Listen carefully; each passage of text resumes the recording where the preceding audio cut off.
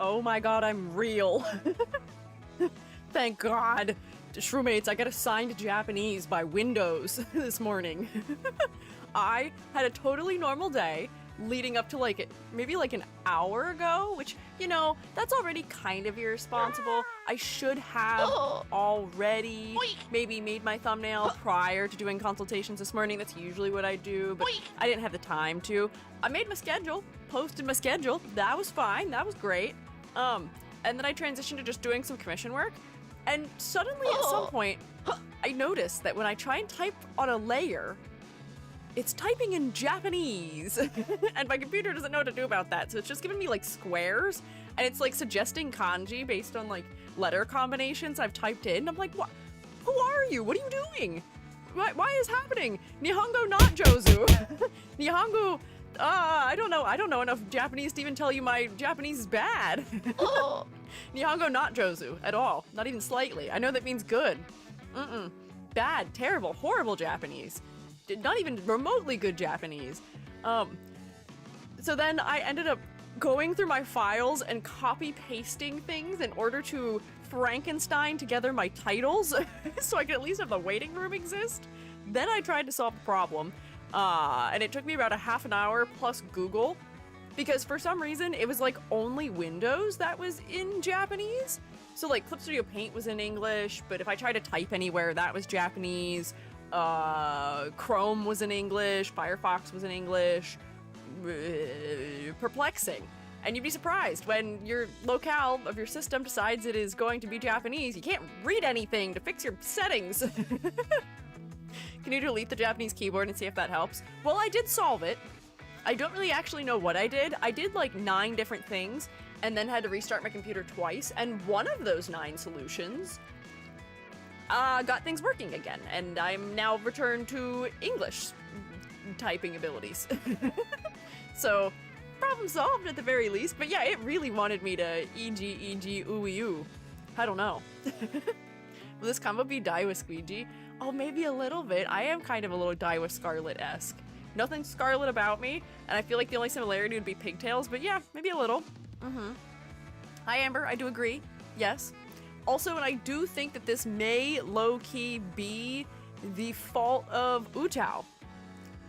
This may be Utao's fault. Because if I remember way back a long time ago, I remember having to change my computer's system locale to Japanese. And granted, this was years ago. This was maybe 4 years ago when I installed Utao. I think I had to change my locale to Japanese for something back then. So I think there may just be files still living in my computer, or some I don't know, preference for Japanese somewhere in the system that I don't know where is to fully disable. And I think I must have just toggled it somehow while I was working. No clue. Not the foggiest idea, but wouldn't it be so funny if that is in fact what happened after we just decided we're going to design an Utao version of me? Wouldn't that just be the way things are around Squiiji's part of the world? In the shroom state. Everything happens for a reason in the shroom state, and the reason is they gotta torture me. Just a little bit. Just a little EG torture for the week. Just a little torture. Just a bit. Just as a little bit as a treat. I'm allowed just a little. So hopefully legally this means that my whole week will be perfectly buttery smooth sailing forever. Now. Yay! There's an English Utao too, I think, but that was a long time ago I dabbled. Oh, maybe?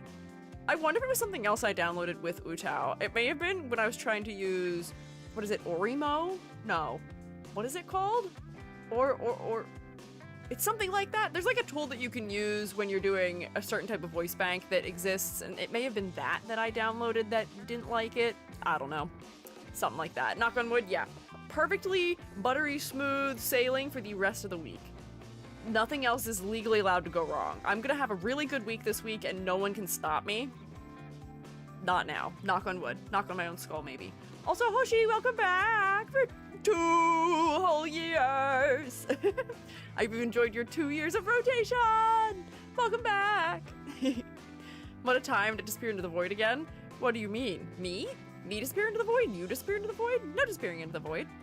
The void is maybe a comfortable place to be. But we can be here, we can hang out, we don't have to be in the void. It's okay. But anyways, I started late, so I should explain what we're doing today somewhat quickly so that I'm not too far off track.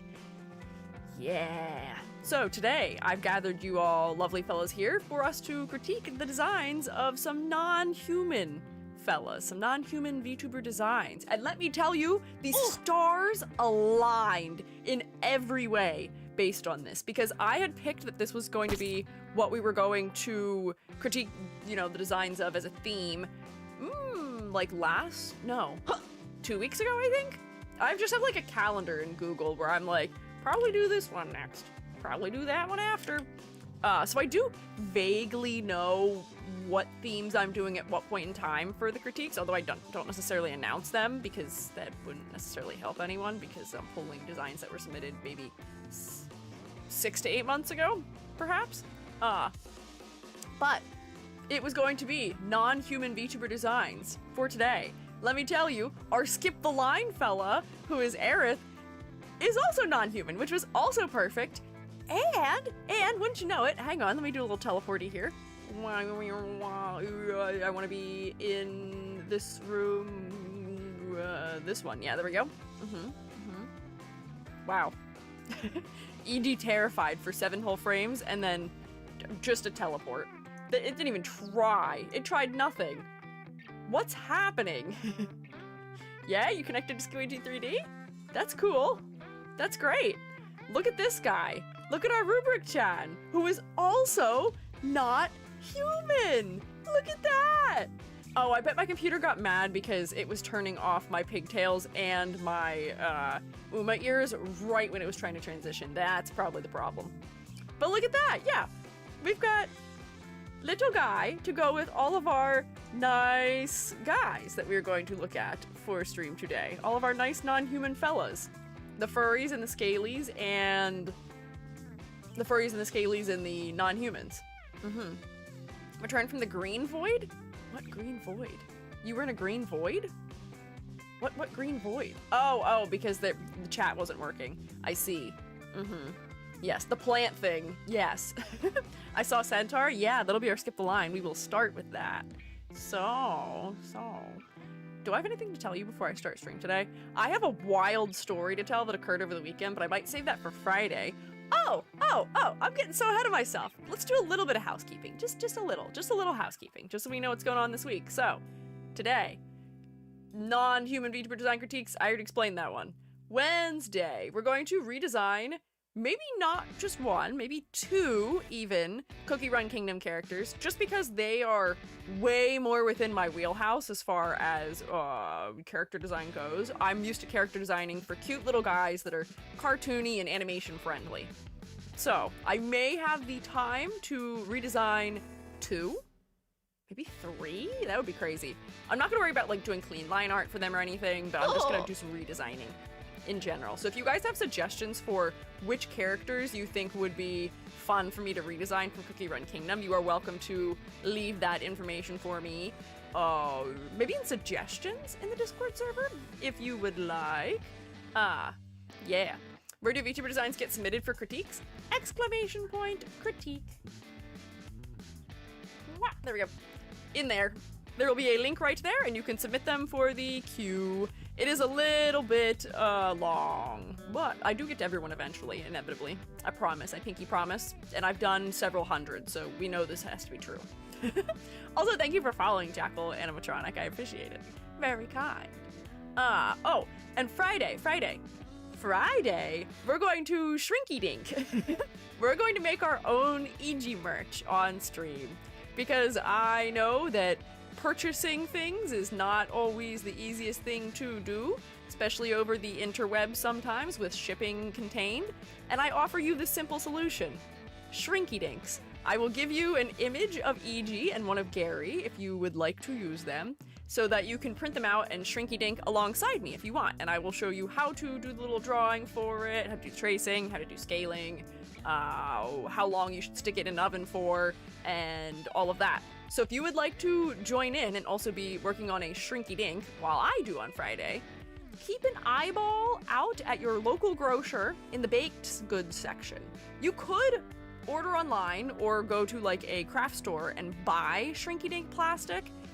I know that they have things you can buy that are specifically labeled that way, but you're gonna pay a premium for it, and it's like not better than what you can get if you just go to your local grocer, look in the baked goods section, and find something that is number 6 plastic.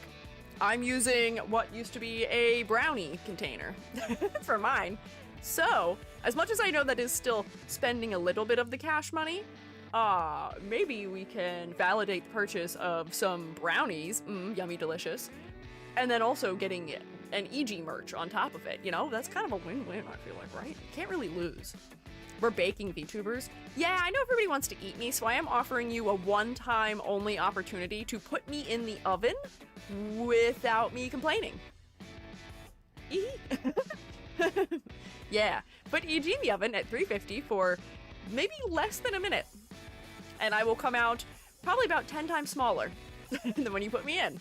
But I think that should be fun, and we will discuss some interesting things that have happened over the last week and just chat in general. What is this dark square that is flashing? Oh, it's my hand because it has decided that it is locked to a small area for no reason. Hello? There we go. My arm was chopped off at the wrist and was still somehow being puppeted by magical ghosts. But I fixed it, don't worry. Everything is okay. Cooked shroom, tasty? Yeah. Plastic. I imagine eating your Shrinky Dinky G, Shrinky Dinky G, or your Shrinky Dink Gary is probably similarly healthy to eating actual real Squiiji, eating a Caprinus comatus. Don't do it. It ain't worth it. I promise. It ain't worth it. Don't do it. No. Pure Vanilla's Awakened form has some problems, so maybe you can take a look at that. Maybe. Check the last Cookie Run tier list streams. Who was on the bottom? I remember the Candy Cane guy and the one that is the Purple Yam, I think, both being towards the bottom. But I don't know if there were others. I feel like there were definitely others. So we can take a look through, because I think I did partially redesign those two fellas when we did critique streams for them, but I would like to maybe attempt to edit someone's design that is fresh and new from the Cookie Run Kingdom. Taro, was that what his name was? I couldn't remember if it was Taro or Ube, because those to me are both purple potato-like things. Could be either. Or it could just be Purple Yam or something like that. Some of the names I don't understand the conventions of, but we'll figure it out. Would you want a popular character who's also low for the content beast? The content beast. You know, that's not the worst. I do prefer characters people care about. Doesn't matter to me if they're especially popular, but characters that are maybe like plot relevant or that in the year of our Lord 2026 are not completely forgotten to time. So that way, you know, when I'm redesigning them, people will remember some of their lore or, you know, care about how the design maybe does and should look, you know? So, sure, we can feed the content beast, but we can also just pick something that people will find interesting, you know? But, there's other things that I had to say for housekeeping. What are they? Beep up, beep up, beep up, beep up. That's me running algorithms in my head because I'm definitely a robot on the inside. Woo! Oh, so also, we kind of somewhat mentioned it, but we have a new extra credit assignment this month. New extra credit. The new extra credit this month is that if you would like to, you can design EG. If EG was a vocal, I guess kind of a Vocaloid. Let me explain. I have an Utao voice model. I actually have two. I have two Utao voice banks. I have what's called a CV, a consonant vowel, and a vowel consonant vowel, VCV. I've released neither of them because I need to solve a couple problems with both of them. They're not like dire, but there's some weird things that I might want to fix as far as like audio processing goes. Just so that people wouldn't have to mix it as much afterwards. But I just need to make a couple little edits to them, and I can release them. But I don't have an Utao design. Most Utao like voice banks have like their own unique design, even if they're based on like a person or a VTuber. They don't necessarily look one-to-one with the way that person usually looks. So we're going to design me one. We're going to design EG if Vocaloid, essentially, which might be cool. Did you make any covers with Utao? I did. The only time I've ever used my Utao voice bank was when we did that comedy karaoke for April Fool's Day 2 years ago. I used it to do a Never Gonna Give You Up in Japanese cover. I used it for a Tetoris cover that was in that, and for one other thing. And honestly, I guess if I've like polished up like the Tetoris cover, I could probably release that maybe as like an actual cover, maybe. But something like that. But I think my voice bank sounds a little tinny, so there's a couple sounds I want to re-record for the vowels. But yeah, And a question about Utao EG, do you want your high neckline to stay since it's included in the base? Oh, you don't have to. You don't have to. The base is just me wearing just like clothing that covers the parts of the body that usually don't show. But like, as long as you're not like giving me like a crazy swooping neckline, I'm not gonna care too much. My only guidelines for EG Utao design are, please don't put me in a skirt or dress. You can put me in clothing that is otherwise feminine. I won't mind that too much. Just not a skirt or a dress. Like, blouses are fine, and things that are like floral or frilly or things like that, I don't mind too much. Just maybe not a skirt or a dress. And also, keep it demure. I am a teacher, I am wholesome, I am safe for work shroom. So maybe don't go too saucy with it. Collarbones are not forbidden. Collarbones are okay. We can have a little collarbone. That's fine. It's okay. You can do that. Any limits to what material the clothes are made of? I don't think so.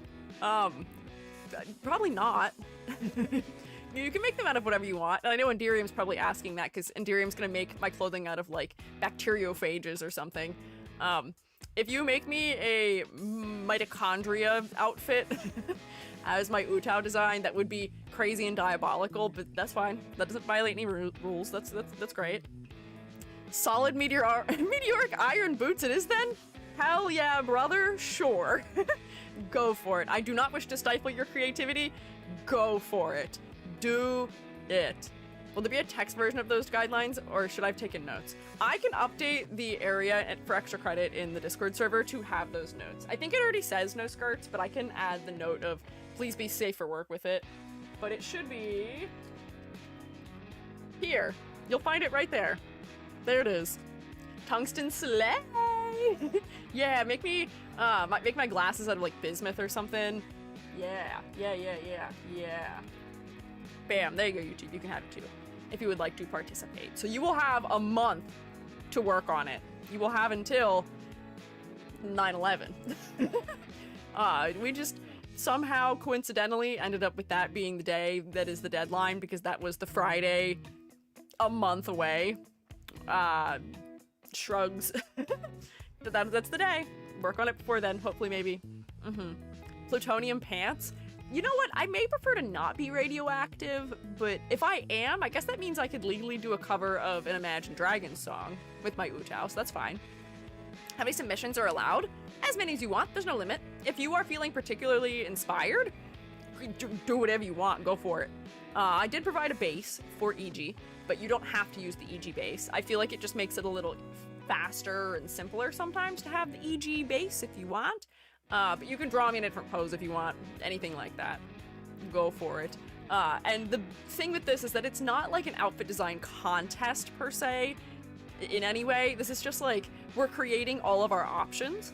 All of the things we design are canonically Utao EG designs. All of them are. It's just only probably maybe the one that I design will be what goes on like the Utao wiki probably. Yeah, I'm like Miku, exactly. They're all canon, but there's one that'll go on the wiki probably. So,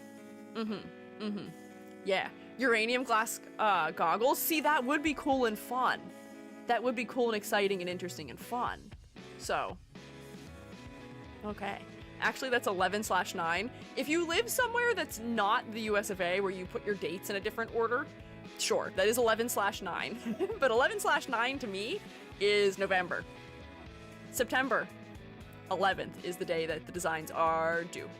Is the reference list just designs you like? No, the reference list is just a whole bunch of Utaos and V-synths and Vocaloids and what their designs look like, in case people want to design, Utao EG, sort of following some of the conventions that are often used for voice bank designs, but you don't have to do that. There's a ton of them that don't follow those conventions. It just might be fun if people are looking to, you know, see some inspiration for what that is, but you don't have to follow that. As I said, I don't want to stifle your creativity. What do you think EG would look like as a performer, maybe, is the better question. Just, what would I be if I was a singer? Singer EG. Because currently I'm not much of a singer EG. Not really, not especially. If the design is good but we can't draw, will the outfit be redrawn in high quality? What do you mean by that? I'm not redrawing anything.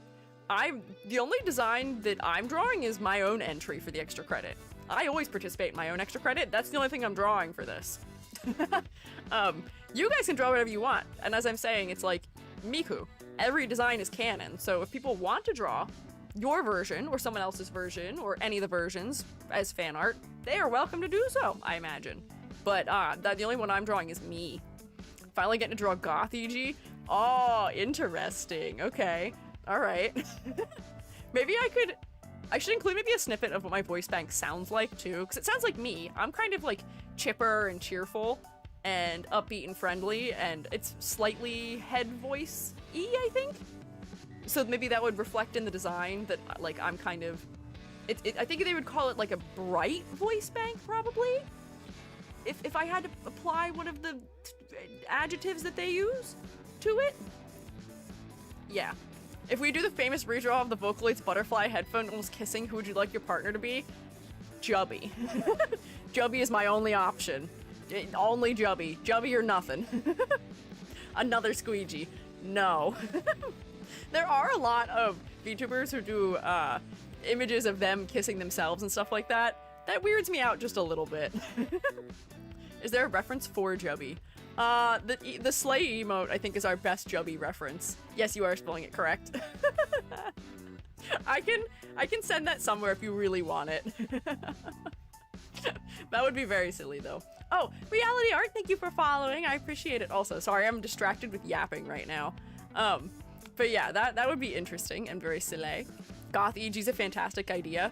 I have a future outfit that you may be happy to see then. Something along that. Something like that. Not truly Goth Squiiji, but aesthetically kind of comparable probably to a Goth Squiiji. Yeah.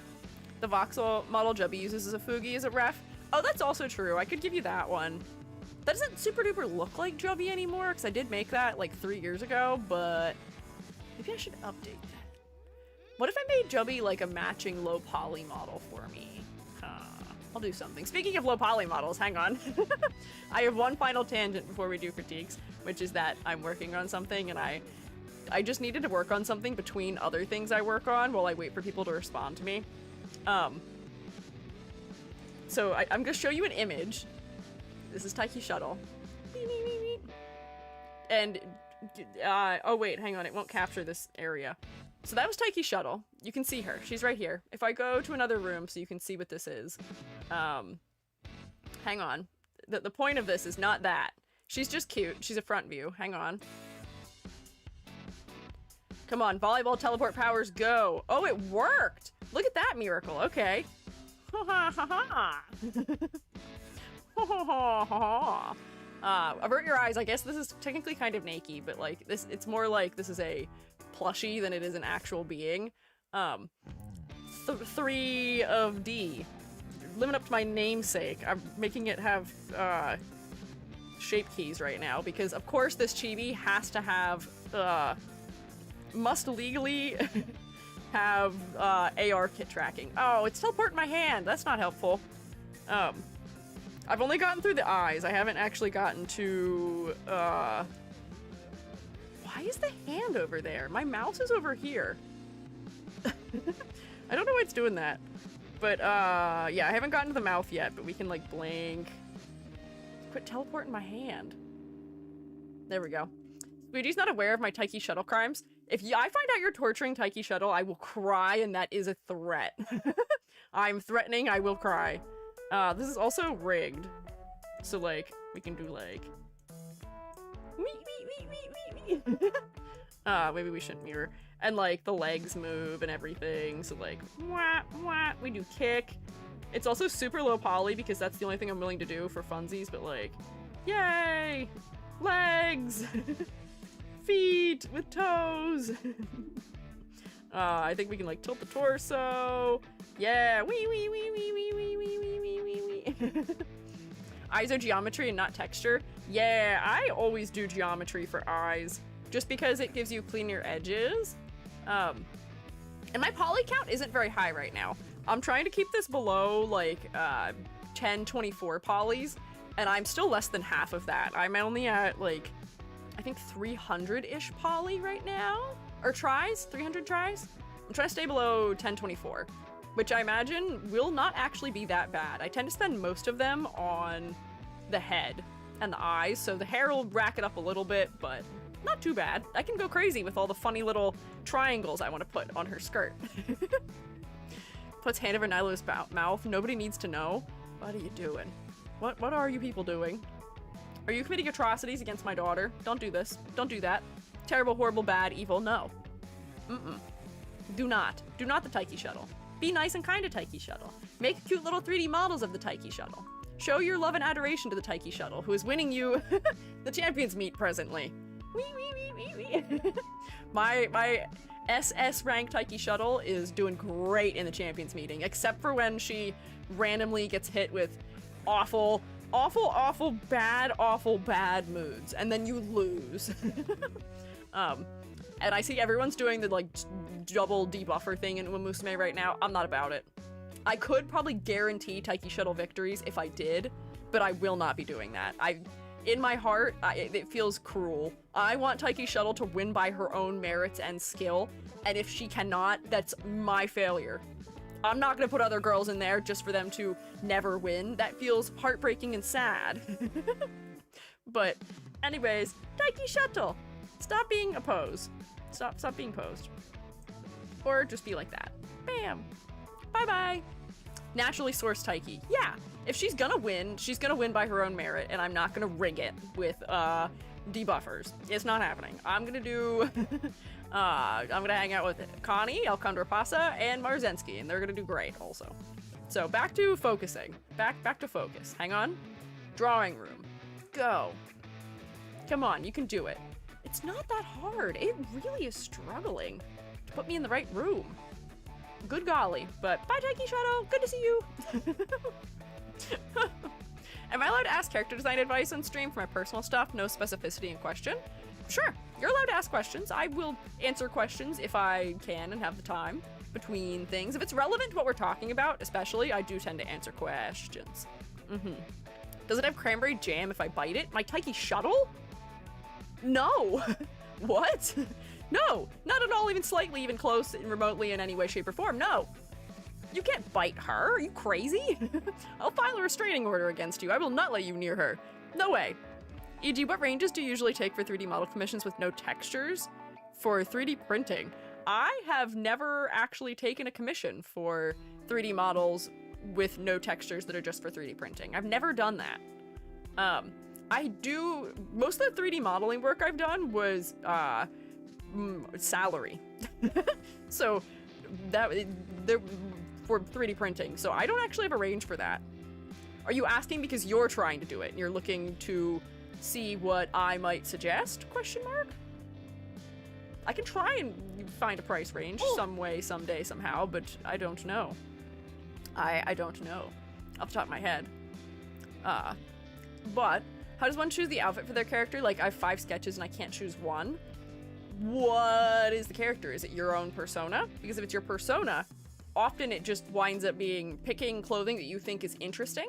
If there is a story or a concept behind the character, that usually makes it easier to narrow things down. But if it's you, that usually falls pretty much to personal preference. Persona. I always think that looking in your own closet is a good area for inspiration sometimes. But also, just find your different parts of things. What way do you like to dress optimally? And maybe find some unique things you can do to make those elements truly you. Even if it is just a Sona, you can have a concept other than just being you. Your Sona can be you plus a theme or an element or something else, And if you take just like one part of some of your favorite clothing stylings and combine it with that, then you should end up with something interesting that you can go with and maybe feel like you are more attached to as far as an outfit goes. But it does come down to personal preference a lot with like sonas, you know? Yeah. Anyways, I should start. I should start. I should take roll first. Hey Shroommates, who's here for class today? Man, I did yap for a little while. You guys had a while to check in. Let's see, who's here? If you would like to check in for class today, if you would like to be a part of roll, you can use the 1 point channel point redeem on Twitch, known as here, or on YouTube, you can just say hi if you would like. So I see Angel Kitty and Bugs and Maggie and Mad Buns and Edward, Chakorama, Friendly Guy, Picto Shaman, Aerith, Nilo, Zerato, Diadasi, Corey, Zevas. Am I saying your name right? I think I've asked a couple times. Please let me know. Cotton Candy Floss, Kit Creates, Sanazum, Weenie Nini, Pluton, Vixen, Amber, Pelicamus, Hoshi, Milo? Can I just call you Milo? Is that the part of your name that is your name, or do you want to be called Minnie? I often just call people a nickname of whatever their full username is. Core Arts, Jazzy Cat, Neophoa, Rex, Dia, Butterscotch Pecan. Hi. Milo's fine? Bet. YouTube Shroommates, I see Herbal Specialty, I'm a person, LOL. Finny, Cannibal, and Fire Lady. Hi.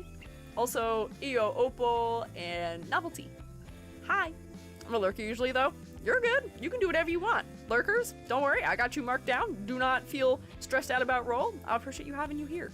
You don't have to participate, but I appreciate you being here nonetheless. VOD watchers, I hope you're having a good time out there, and I hope you enjoy our furry and scaly critiques we have today. Wahoo. So, for realsies, get us started here. This is our rubric that we use for grading the designs we look at on stream. We use this rubric so that way we can be as objective and unbiased as possible when it comes to our critiques that we provide to the VTubers in question. This that we have here on the left is a Gajinka, or a personification of the rubric, and it is perfectly on brand this week for being a cute little non-human guy. Callie designed this one for us. Its little antennas have the colors of the categories on it. It's got our grade options on the skirt. Just a cute little fella who's here to tell you you are doing great. Thank you, Callie, for drawing a little guy. Also, hi, Odante. First time chatting, well, welcome in. Good to have you here. So, rubric. In order to get full points on the character design rubric, you need to score 2 points in each of the 5 categories here. Those are color palette, silhouette, complexity versus clarity, focal point, and concept and motifs. To get full points for your color palette, your palette needs to be cohesive and interesting, the contrast needs to work at a distance, color placement should support the focal point, and there should be a strong color hierarchy present. You will get no points for your color palette if the palette has major instances of low contrast, clashing, or overwhelming choices, or if I think the hues and values should just be completely revisited. Yeah, let me see those cubes. Let me see those rubrics cubes. Yeah.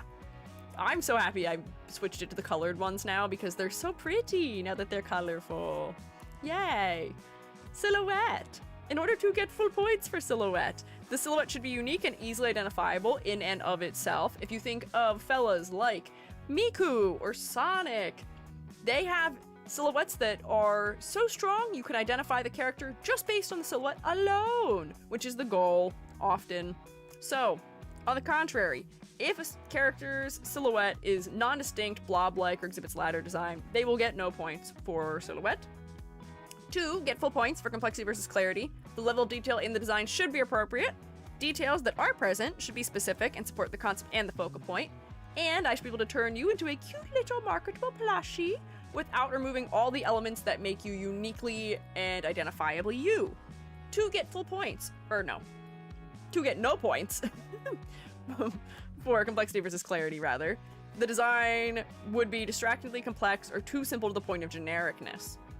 To get full points for focal point, the primary focal point should be well executed. Viewers should be drawn to look at the face of the design first and foremost, because that is how you form a relationship with the character. The eyes are the window to the soul.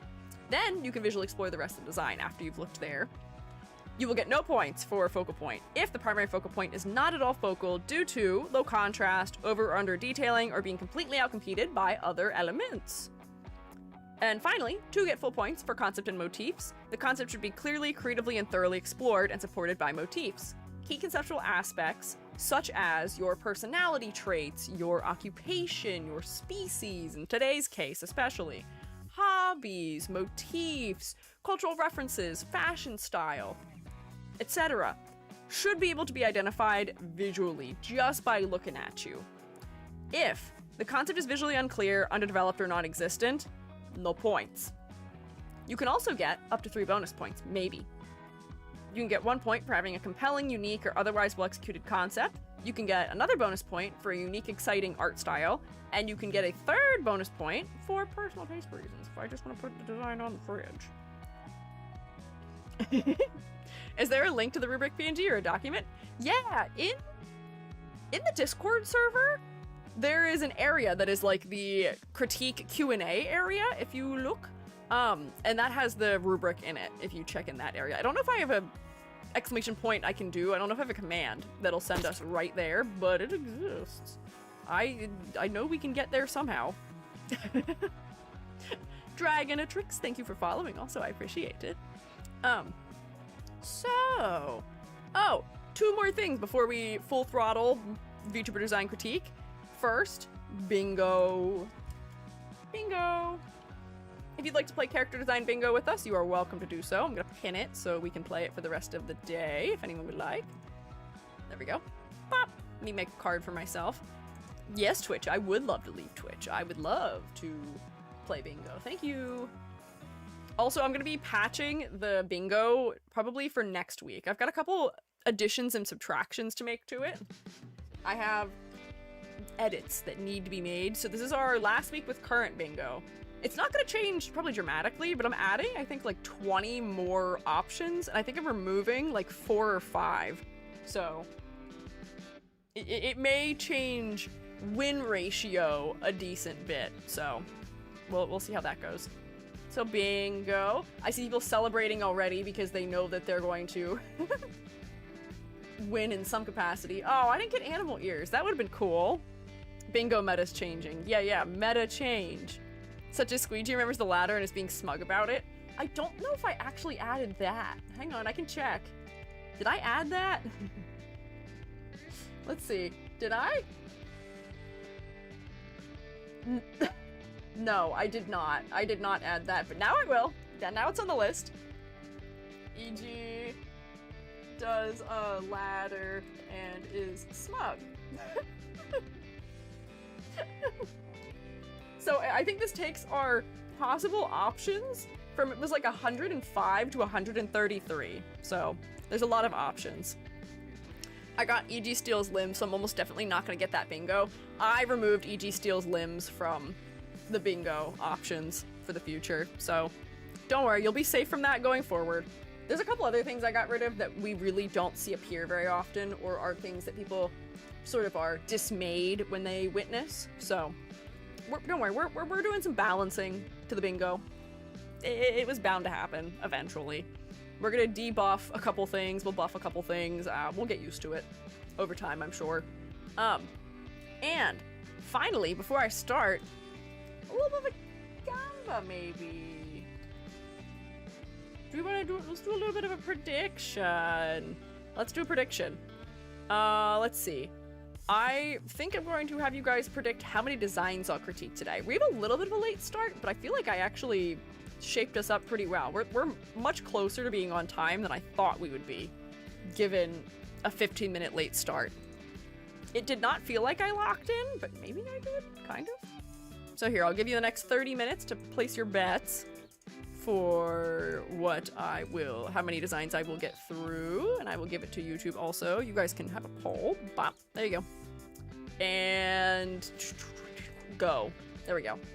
Bam. All right, checking all of my things, making sure all of my spaceship manifolds have been toggled and all the buttons have been hit properly and my sonar is not giving me any errors and all of that. We're good. I think we're good. I think we're good to start critiques. Bam. We will start critiques. Also, thank you. This is Aerith's design. Aerith did all the prep work for me. Aerith did all the prep work. So kind. So this design is Oxide Aerith's of our Twitch chat fame, perhaps. Goes by pronouns they/them, and they can be found at Oxide Aerith. The details are, I wrote a novel instead of a couple paragraphs on accident, so I have condensed it, but it's still long, so oh well.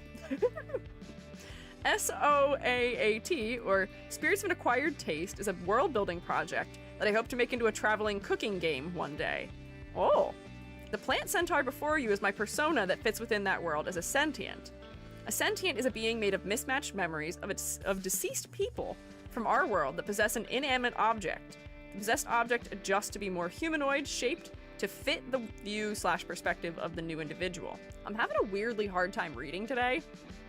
Don't know what's going on with that, but I do apologize.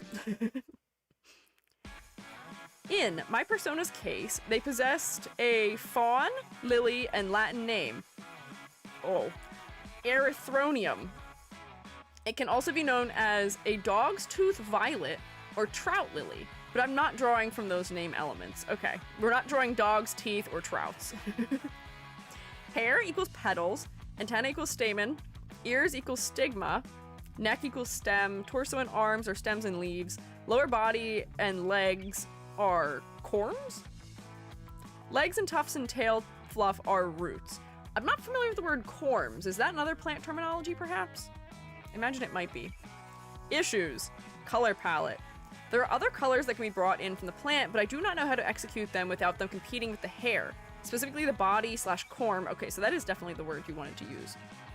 Being cream and the ear/stigma being lighter than the face. Exaggeration. I know I have elements that can be exaggerated to look better, but I'm not sure which ones to do. Pattern work. Quite a few of the erythronium species have splotchy leaves, freckles inside the petals, and or dark gradients on the outside of the petals. When I look at them the way I did the leaves and the petals look bland, but I do not know how to implement them without it looking tacky. So we're definitely gonna have to just Google the particular type of plant this is so we can have a reference for it. Fun fact, the date of my design's inception was October 2023 because I was inspired by your original design's eyelashes. Oh, I did have really round eyelashes, didn't I? I liked how fluffy they were and thought, hey, that'd work well for a flower monster. I can be a flower monster. Yeah, old EG had like very circular, knob-like eyelashes, which I did like and thought were cute, but they just didn't work for physics, which was the reason I changed. Interesting. I can send some in live suggestions if you want. That would actually be great. That would be very helpful. So then I can know which references you were looking for, or looking at specifically too. Corms are in the same place as buds, or bulbs, but a different biological structure. Ah, okay. Good to know. Good to know. Okay. Interesting. Will you do this again in the future? I gotta go to work. Oh, I do this every Monday. We do VTuber design critiques every Monday.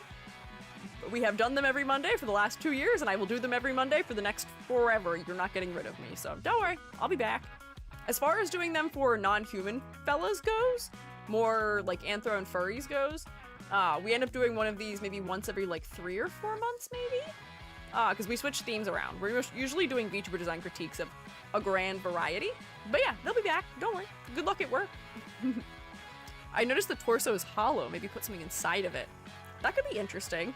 There are some things that I want to just point out and look at while I keep an eye out for the plant references, which is that there is an interesting structure happening in the torso. We've got a rib cage being formed out of roots or vines, and I think that's pretty clever.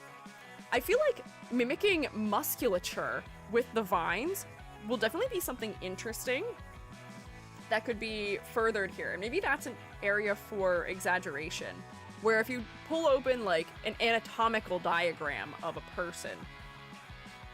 All of my menus are weird right now. What's happening? Hello? Oh, there we go.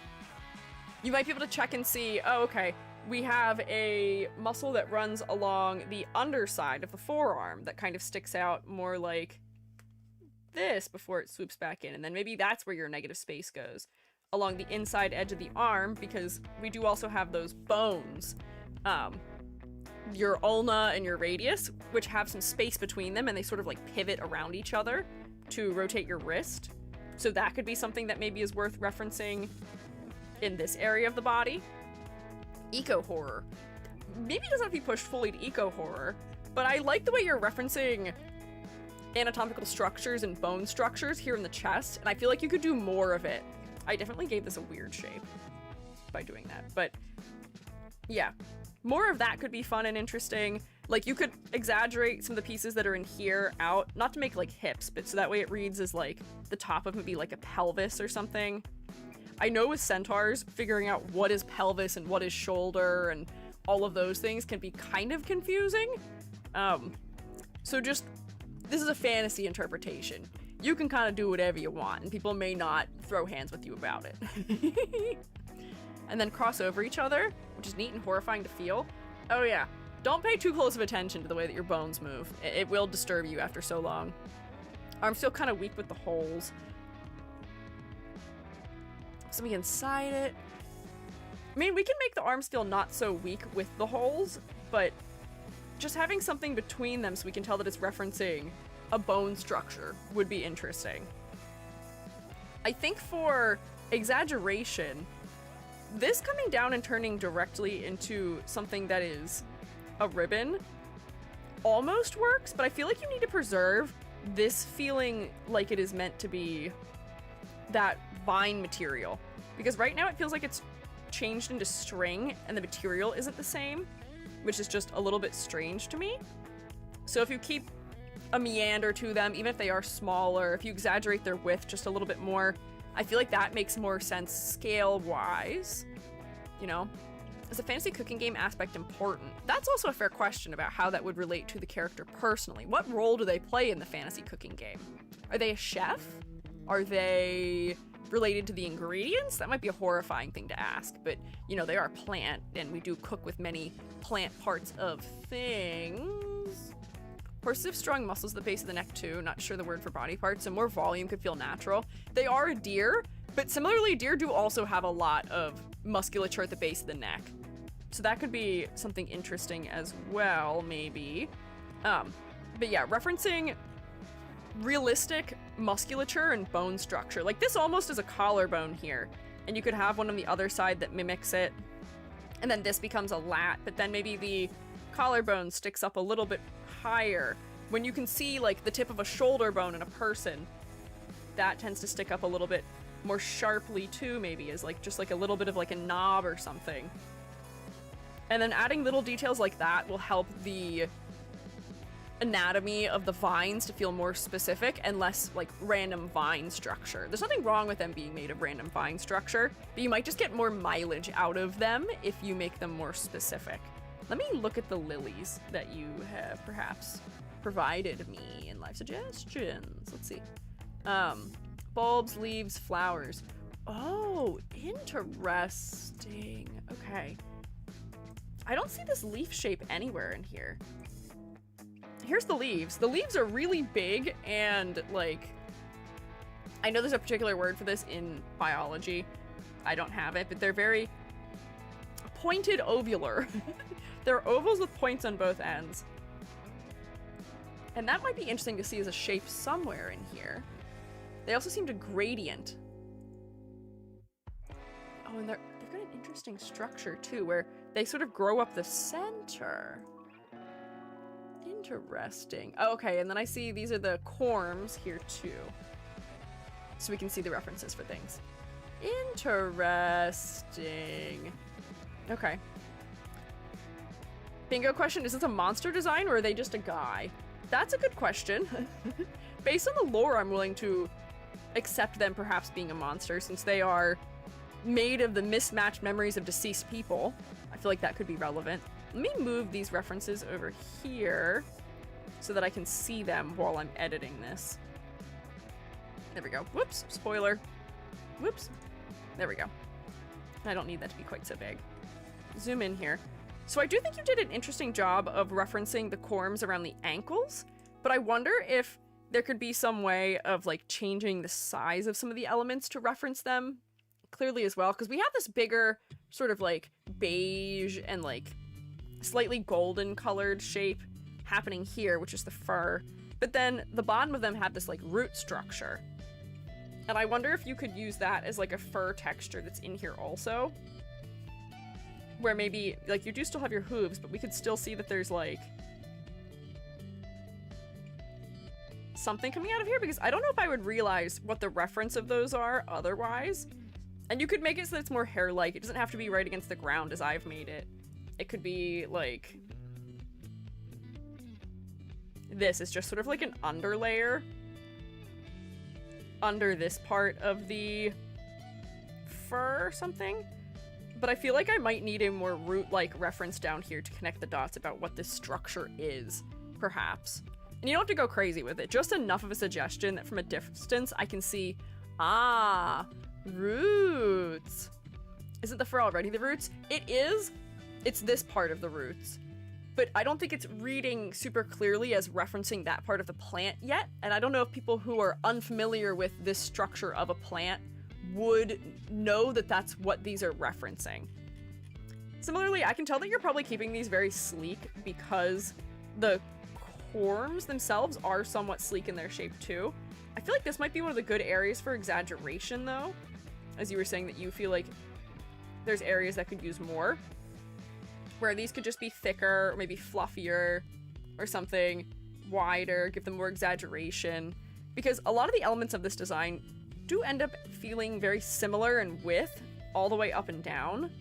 So like the shoulders are nice and broad, but the shoulders width is the same as the width of the ears just about, which is almost the same width of the hair.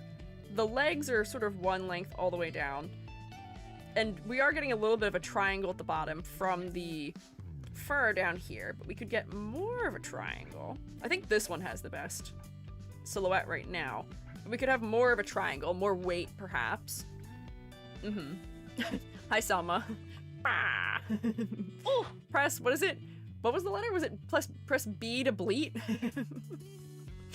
A la beep of the lamb, perhaps. Working today, but I was glad able to catch the stream. Thank you for stopping by, Lucky Moone. Thank you for hanging out. Have a good one though. Yeah, press B to bleat.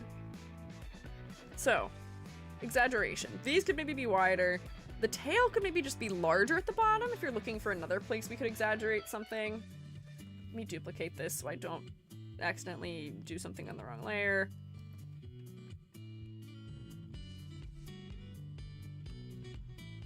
Just thicker, chunkier, heavier in its silhouette. I think you need to pick an element in this area that is going to be this width, and then push something much wider and something to be narrower. For as much as I like this almost like, I don't know if I would call this a wolf cut, but like this particular like wedge shape, it's too similar in width to the shoulders and the ears, which might be the other reason why you're feeling like you need more exaggeration. So like, I might de-emphasize these, crazy for me, and point them down just a little bit, maybe, so that they aren't the same width as the shoulders are, which I might even need to push further. And then these ear bits up here, maybe these need to stick out even further so that they're wider than where the tip of the shoulder is. Or we can emphasize the opposite. You could make the ears not as wide, you could make the hair wider than the shoulders. But I think we just need a clearer contrast between elements, where this is pushing in this side. I can show an example of pushing out the center instead. So like if the ear is like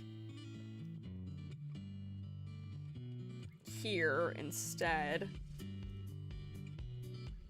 and then the hair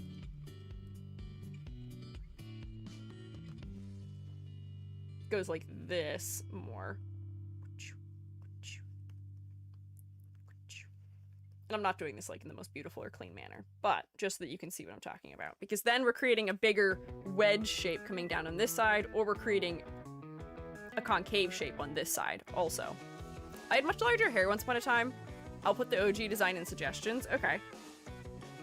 we're just sort of playing around with exaggeration right now, because part of exaggeration isn't just making things bigger, it's making the difference between elements stronger, it's making more contrast in scale or in color. So we just need more contrast, perhaps. Let me see if you've sent it in here. Oh, so it's wider. Oh, they didn't used to be a centaur. Interesting. Intriguing. Okay, let's stick this over here. Spoiler, spoiler, spoiler, spoiler. Ah! There we go. Look at my really overwhelming quantity of images we have on screen right now. Beautiful, glorious, fantastic. As a plant nerd, I did catch the flower this is based on, purely based on the hair design. Oh, interesting. Okay, that's definitely good to hear then. I'm not super familiar with that flower, so I don't know if I would have realized what it was as easily, but that is a good sign. I do think that the older hair maybe was just a little bit too repetitive in its shape for the tears. But I think this one could benefit from just a greater overall shape, either being wider here or narrower here. And then similarly down here, if you want there to be another tier, you can leave it really narrow, or you can push them out past the edge of the body again, like it seemed like you had before. I think that is going to be something that is up to you and what you want to convey with the character, though, because for a deer, I imagine we're probably trying to reference, like, agility and dexterity over something feeling, like, large and intimidating and heavy and all of that. So you may not want to make something that's super exaggerated and wide, if that's the case, so that way it still feels, like, sleek and elegant. And I think leaving the hair somewhat narrow does accomplish that. But we may just have to play around with the shape a little bit more. Like, maybe you just need another piece or two under here or something. But just clearer exaggeration of the shape. So either wide or narrow. Your pick.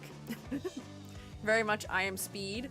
In that case, maybe the right side of what our edits are would make more sense.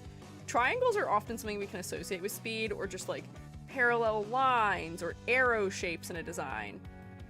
So if the hair feels a little bit arrow shaped in the design here too, that could also imply speed, perhaps effectively, but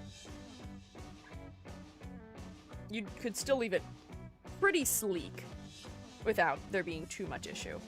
All of that having been said, I don't think we're gonna have any issue with identifying you based on silhouette. You are a centaur with negative space elements in your arms and in your torso, and you have a very asymmetrical element on your head. You have antennas that are made of, is it stamens? Yeah, stamens. Big exaggerated ears, your neck is super long, you've got all this fluff and fur around your ankles. Like, I feel like this is a pretty easily identifiable silhouette. You do have a decent bit of natural asymmetry also throughout the design, just from the way that you had originally rendered the hair to not be perfectly symmetrical. Yes. Yes! The shroommates are listening. Thank you. So, just the subtle asymmetry of the way the vines wrap around the body, the hair being not perfectly mirrored left to right, the ears not being perfectly mirrored, and things like that do a lot to make you not feel super stiff, which is good because you're a plant. You're a very organic being. Yeah. I thought there'd be an actual furry avatar. Oh no, I don't actually have a furry model, but I do have a shroomate assigned fursona. That is the official EG fursona, is the panda on the cover, but alas, I myself am not a furry. So, as I was saying, though, about this, hang on, what was I saying? Oh, silhouette, not too worried about it. Let me go into the rubric, because we did mostly talk about silhouette so far. Let me grab my green. Where are my colors? Green, there we go. Multiply layer, and I would say for silhouette, I think we just need to push the exaggeration of a couple elements, but I'm being kind of picky about that. Overwhelmingly, I don't think there's much of a concern. We will convert you, LOL. Kidding. See, as I've said many times before, I'm a big supporter of furries. I'm a big supporter of the furry community. I have drawn things that were for the furry community previously. Aw. I didn't give my students trouble when they were missing class to go to furry conventions. Honestly, I didn't even give them a hard enough time when they were wearing part of their fursuit to class, because you probably should not be wearing your fursuit gloves in a printmaking studio. Not a safe place for a fursuit, and you're gonna damage it. My distaste for people wearing fursuits to class has nothing to do with a distaste for furries. It's all not wanting the artistry of the object you probably spent thousands of dollars on to be ruined by an unclean classroom. And the classroom is not unclean by my own fault. It's just the nature of printmaking. So like, I'm a big supporter. It just isn't something that resonates with me personally. I don't feel like I'm looking at myself when I see things that are like that, you know? It doesn't speak to me personally. So I think it's fun to have a fursona design that the Shroommates gave me. It's cool.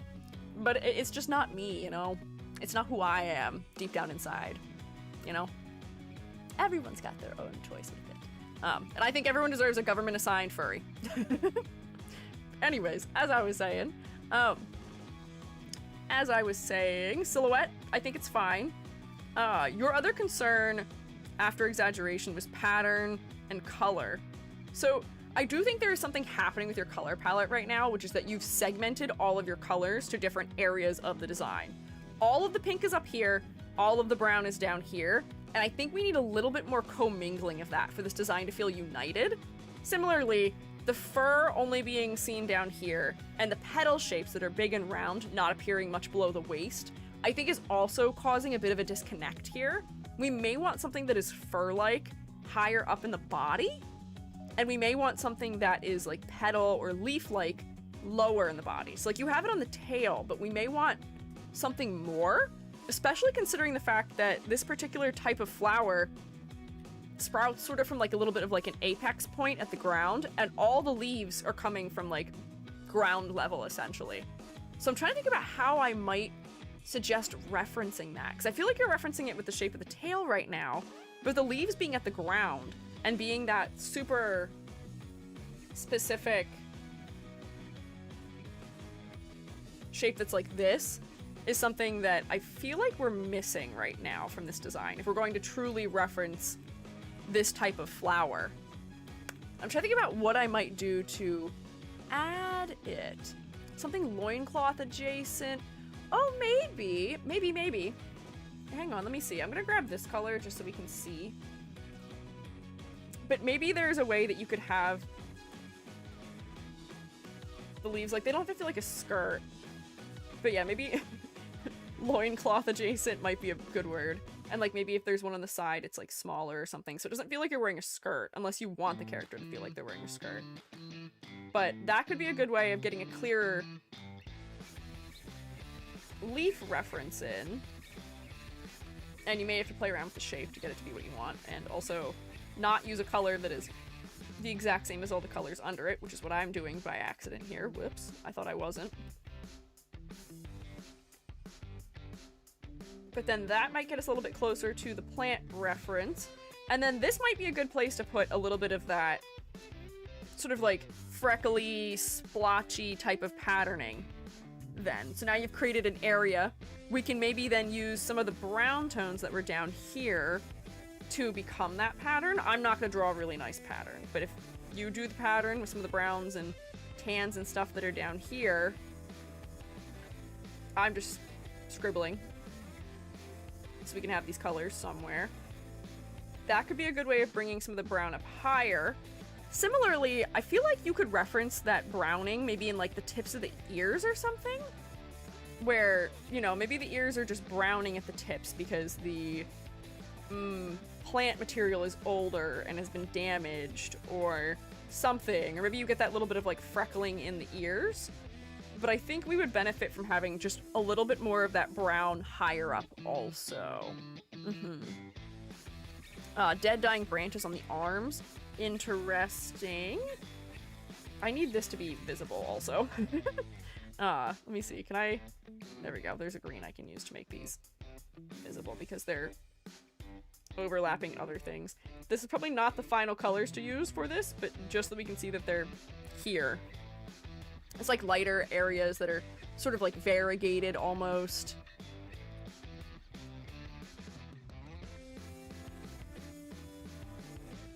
But then I think that's gonna get the plant reference a little bit more. I wonder if you could, like, super exaggerate, shrink the waist, too. Which sounds kind of funny, but the way that this plant ends up connecting to the ground seems to be very narrow. It's like, maybe we go for, like, a super duper duper teeny tiny waist, for exaggeration's sake. Not so tiny that it feels like you'd fall over, but just, like, small enough of a taper that it feels like you are growing up out of that part of the design, maybe? Having done this makes me wish that these were longer then, because these leaves are pretty big. So maybe this is another place where that exaggeration comes in. It's like maybe these are longer, and then they have a similar patterning on them as a result. So that way we get some repetition of that pattern work happening. And then maybe this would be like longer or shorter than the air quote loincloth plants that you have around your waist. So that they're not like exactly the same length. Like make sure this touches the silhouette some. But then like push this longer, maybe. Maybe. Firm, maybe. So I think that's sort of starting to help unite some of the elements. Maybe we would need that brown to come onto the tips of these also. You don't have to like fully pattern them, but if we at least are repeating the colors, that might be good. I'm not doing the cleanest job today of doing my sketching. Some days I like super duper obsess about like having like perfect rendering for doing our character design edits. Other days I'm like, you know what? Getting the rough idea of the idea down is more important than spending 30 minutes trying to do a perfect selection and drawing the exact right strokes for something. We're making you feel a bit more like a decayed type of creature now, which I think may align with the angle of being mismatched memories of deceased people. Memories are things that we often think of as being sort of like fragile or intangible or ephemeral. So if we're seeing some of like decay, of like imperfection, you know, the way that a memory would be, that might relate back to those elements more clearly. Should I put pink in the lower body with the shading? I'm so glad you said that. That was actually what I was going to suggest, is that you could use this pink for like a specular highlight on the hooves or something. Because we do need the pink just to be referenced maybe somewhere in the design. And you know, hooves are usually kind of shiny. But yeah, you could use the pink for some shading somewhere, for a highlight somewhere. Maybe some of this like pattern work that's on here has just like a tiny little bit of the pink. Just a little. Just a small bit of pink. But just a little bit. So that way the pink is distributed a little bit more throughout. But then I think this will feel a little bit more consistent. The other thing I was going to suggest, if this is not maybe too much, is that I still feel like we need some of this fur in the upper body, probably, because it's only in this sector of the design, so it feels a little bit disharmonious right now. It doesn't feel like it's working in unison with the rest of the elements.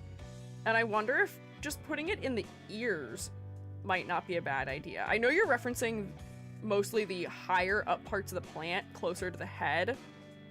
And this is the corn, or corm, which is lower. But just for the character design's sake, this does also feel, like, interestingly a little bit monstrous also. And it could make your ears feel ever so slightly more deer referential, maybe? Another opportunity to put brown in the upper body. But then I think that would be maybe enough to unite the fur that's on the lower part of the design with the fur in the upper part of the design. E.g. yearns for Midwest corn. I have not eaten nearly enough corn this summer, and I think I'm suffering the consequences of it. Ear tufts. Yeah, ear tufts of some sort, just that we get this shape up here somewhere in the design. So, that is my sort of color pattern realigning work. I think the color palette you have itself is fine. I don't have any inherent issue with the colors you've chosen. I just think you need to distribute them more effectively. So for that, I'm going to put you here. More effective color distribution. For complexity versus clarity, I think your level of detail is fine. I do think a little bit of pattern work could add add some interest, perhaps. Just a little more visual interest in a couple of areas. Specifically, I feel like the visual interest we've added to the leaves here is adding a specificity that was needed. So I'll put you maybe here. I don't think you're under-designed. I think you just would benefit from a little bit of... just a little bit more detail.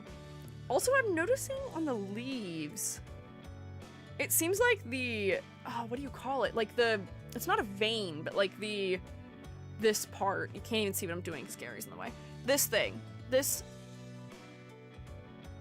this. It's, I guess, part of the stem that runs up through the leaf is a reddish color. So maybe that's another way that you could bring some of those like pink or like warmer colors in, is if you had some of those like warmer, redder stems somewhere. Maybe not everywhere, but somewhere in the center of some elements. Optional. Not necessary, but optional, maybe. Maybe some petals on the root of the tail? Maybe. Or maybe you just have a little bit of pink in the tail somewhere, too.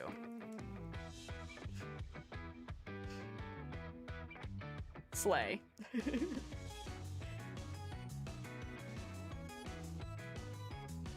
I'm just adding a pink element here. I'm not saying that it makes sense, but something pink down there might be nice. Maybe this is just handled the way that your hair is, where it's like a bunch of petals that cascade sort of like an outward motion.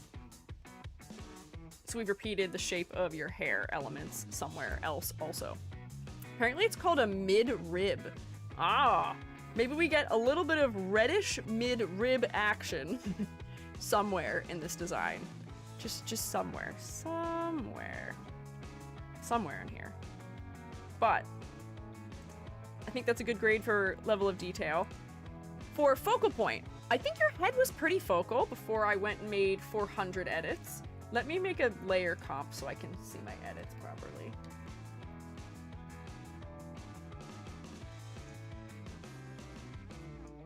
There we go. Yeah, I would say your head is definitely focal. You have these nice, like, arrow shapes that are pointing us up into the face also that the hair is creating, and that the leaves on the shoulders are also creating. These are little sight lines. They're pushing us to look up into the face. Very good. The face area also has the most of the pink around it, which is the most saturated color and the color that is used the least in the design, so that also makes the face nice and focal. I will say the hooves maybe are a little bit distracting right now, just because they're so much darker than everything else. At the risk of making you too scary, I feel like you may benefit from a dark gradient on your face just a little bit to increase contrast. So that way your hair is just casting a more exaggerated shadow, and the dark values that we see in your hooves are appearing somewhere else. Now that I'm doing this, I almost feel like we could just make the top plate of your face just fully dark and then not have it be a gradient, but I'm gonna airbrush this so that it's not so intense right now.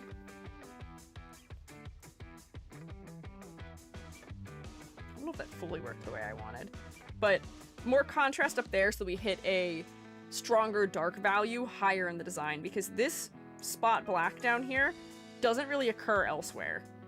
Just a little bit of spot black somewhere around the head. Maybe it's under the ears, maybe it's under the neck. Just somewhere might be nice. And yes, it does make the eyelashes pop a good bit more too, to have done that. And then finally, I do feel like there is some missed opportunity from the fact that you have an open chest cavity and there's nothing in it. Where, like, even if it's just something like small, subtle. Maybe if you have just like the real flower itself in here, or something else in here, that would be enough to activate this space for me, because it feels like it wants for something. Yeah, a flower heart. Maybe it doesn't have to be centered. Maybe you could have it like off to the side here on the inside, in the place of where like an anatomical heart would have been or something. But I feel like there's an opportunity here that hasn't been grasped, that we can grasp. There we go. I'd maybe make this so that it is like the actual flower, not just a bunch of random things like I've kind of done. But could be cute. Just food for thought, maybe. So, as far as this goes conceptually, I think we made a couple critiques to the concept. I don't think we'd have any issue determining that this is a plant-based centaur creature. I think we would gather that information pretty quickly and easily. The very vine-like structures in the torso, I think, is doing a lot of the work to sell that, as well as the hair being very petal-like. The centaur legs also tell us that you are beyond human. As far as identifying the particular type of flower goes, I think we are going to need the addition of the waist element, maybe. But there was a shroomate who was able to identify what the flower was accurately without any of our edits. So that might mean that you are already in the right ballpark. Also, I saw somebody say that this might be too much down here. I'm agreeing with you, but I feel like we just need the pink somewhere. Maybe less of it. Maybe just like a smaller area of it, so it's less aggressive. Ooh, my tracking has been a little bit funny. Or maybe since this is lower in the design, it wouldn't be as bright anyway. It'd probably be like this. But something that's got the pink undertone down there would be nice. But yeah, so conceptually, I think we just need maybe like one more little push. But overwhelmingly, I think we're picking up what you're putting down effectively without too much of an issue. Part of the Latin name is in my username, and it's quite a unique plant. Fair and true. So that may be enough to guide people in the right direction then. I just think that there might be like one further nudge for it, but conceptually I think we're able to understand what you're going for with the design. Exoship, thank you for following. I appreciate it. Also, I will take a sippy of beverage, and I will eat a square cheddar cracker, even though you didn't tell me to, but I think I should anyway.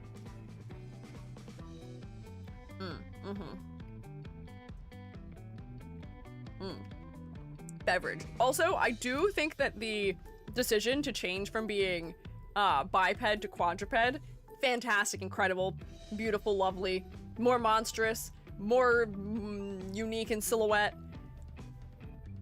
It's just fun. It's just cool.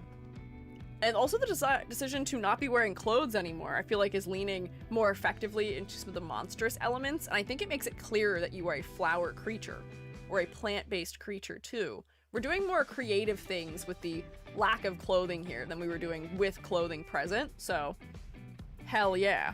Let me close all these things over here, because I think I'm about ready to give you a grade. Unless the shroommates have any other suggestions that they would like to provide. Would make for a great D&D encounter. Oh, yeah. Yeah, oh, I would agree with that. I love designing creatures. I should design more creatures. I love designing strange, peculiar little thingamabobs. I think the design is creative and fun. I super duper fully agree. I do agree. Painted pink fingernails could be fun. If that's not feeling too feminine, that could be an interesting way of adding a little bit more pink to the extremities. But I think overall, 2, 4, 6, 8.5 out of 10? That's a respectable grade. 8.5 out of 10 raw score? Hell yeah. Hello, brush, be smaller. Whoops, hang on. And don't think I forgot the ladder, but the ladder is not particularly as relevant in this case, which is why I haven't done it. It wasn't a forgotten ladder. Because Aerith is just about as wide as they are tall, the ladder isn't as relevant here because there's interesting distribution of detail that has to be done on both the vertical and horizontal axis, so I'd end up almost having to draw a ladder in both directions. As much as I could draw one for like the main section of the body, the posing, I imagine, of this character will always make the character asymmetrical unless we're looking head on at a centaur, and a ladder isn't as useful here, just because there's depth also. There's Y depth, too. Yeah. For centaurs and ferals, I propose the picket fence. Yeah, kind of. That would almost be what we need also, just because of how wide they are. I know we've drawn them before for a couple centaur-like fellas, like a sheep that we drew one for a long time ago, but I don't think it's as relevant in this case, so I didn't forget it. It just, I don't think is helpful here for visualizing the design. but can we give a round of applause to Aerith, please? Thank you for submitting your design to be critiqued. It's sick. This is a cool concept. I think you're executing on it in a very fun way. Let me make sure I save this, because I don't know if I actually saved the base version. File, save as. Yep, I did not. Give me a Clip Studio format of that, please. Perfect. There we go. Bam. Wahoo! I forgot I can clap with my hands also, instead of having to send a clapping emoji in the chat. I have hands. I can use them. Yay! Thank you, Aerith. Bop. Next design. I will read you the details, I will let you mill over them, and then I will take a sippy of my beverage and a bite of my snack. So, here we have, this is a character design made by Juan, who uses he/him pronouns. I almost said programs. Sorry, Juan, you've been assigned programmer. Juan can be found at ton on, I believe, Twitter and maybe Blue Sky, but also Twitter. This character is a whale based off the white whale in the Moby Dick, as well as an extinct predatory whale species named Leviathan melvilli. He's a ZZZ OC. He's the owner of a glorified monster hunting business, killing ethereals for weaker hollow raiders groups that otherwise can't do it for themselves. I imagine this is lore related to ZZZ that I am unfamiliar with, but mercenary or like monster hunting business guy who kills fellas for people who cannot do it themselves. Cool. Assigned programmer at stream. Sorry. Sorry. I apologize. I didn't mean to. I misspoke. My ability to say the English language is not helping. And I see what may in fact be a Limbus fella. If I say pallid, does that do anything for any of you?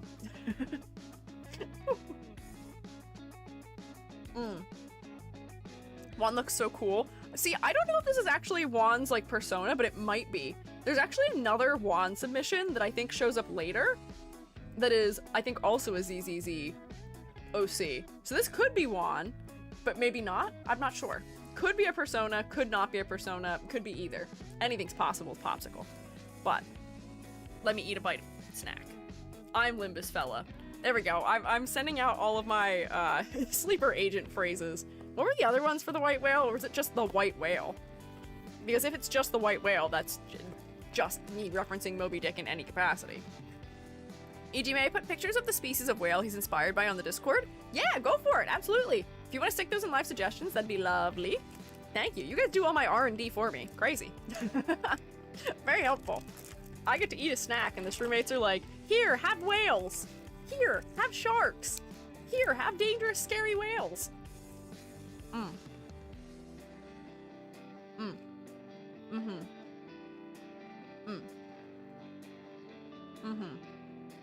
like a silly Michael Jackson vibe name for a program type. What? What do you mean by that? Michael Jackson name?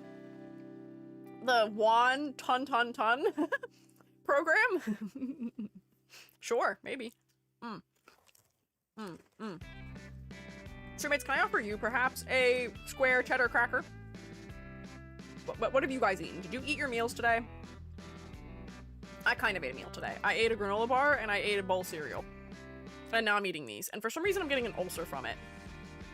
No! No, not ton, Sahar. Nilo! No, don't do this to us! No! Hasty muffins, brioche bread Sammy. Oh god, I'm jealous. I didn't even get to have fruit in my cereal because we don't have any fruit. I cry every time. I need to buy more delicious little things to put in my food. Although I did have a fish sandwich last night that was pretty good. Burger. Oh, burger already? Good work. I did, but it gave me an allergic reaction. Oh, no. Oh, no. Oh, no. I am so sorry to hear that. Food's been fighting me lately. I feel that. I randomly will develop an allergy to something, and it'll be really cool and fun. Just out of nowhere. Be like, yep, this week you're allergic to mangoes. This week you're allergic to toothpaste. I think I'm allergic to Jubby. I say half-jokingly. There's something in our bedroom that I thought was just the fact that we stored laundry, which may have included slightly damp towels in there. And I have a I know that I have a mold allergy, so I was like, oh, maybe the towels are getting gross? Because I kept waking up every morning feeling like, froggy and slimy and gloopy, and my eyes would be swollen, which is like a #1 I'm allergic to something trait. My eyes do something before anything else. It's always my stupid eyelids swelling up before any other reaction. And I did all the laundry, and it still happened. And like, Jubby uses the same deodorant as I do, which is one I'm not allergic to. They use the same toothpaste I use, which is one I'm not allergic to. They use the same shampoos. Although I think they may use a couple of hair products, and I'm wondering if that's what it is that is like in the room with me. Terrifying. You never know. I got the cyclospora, so I've been able to eat. Oh no! Are you okay? How are you doing? I hope you're doing okay with that. I heard it's been pretty rough. I've been lucky, it's not really in my area, and I don't eat a lot of leafy green anyways. I prefer my vegetables in other forms most of the time. But, oh boy, I'm so sorry. God, we really need to get this whole food thing under control, because I heard another FDA recall that was like real scary. There was like a class 1 bacon recall, which is like big, scary, dangerous class 1. Not good. Not good. We gotta work on those food regulations again.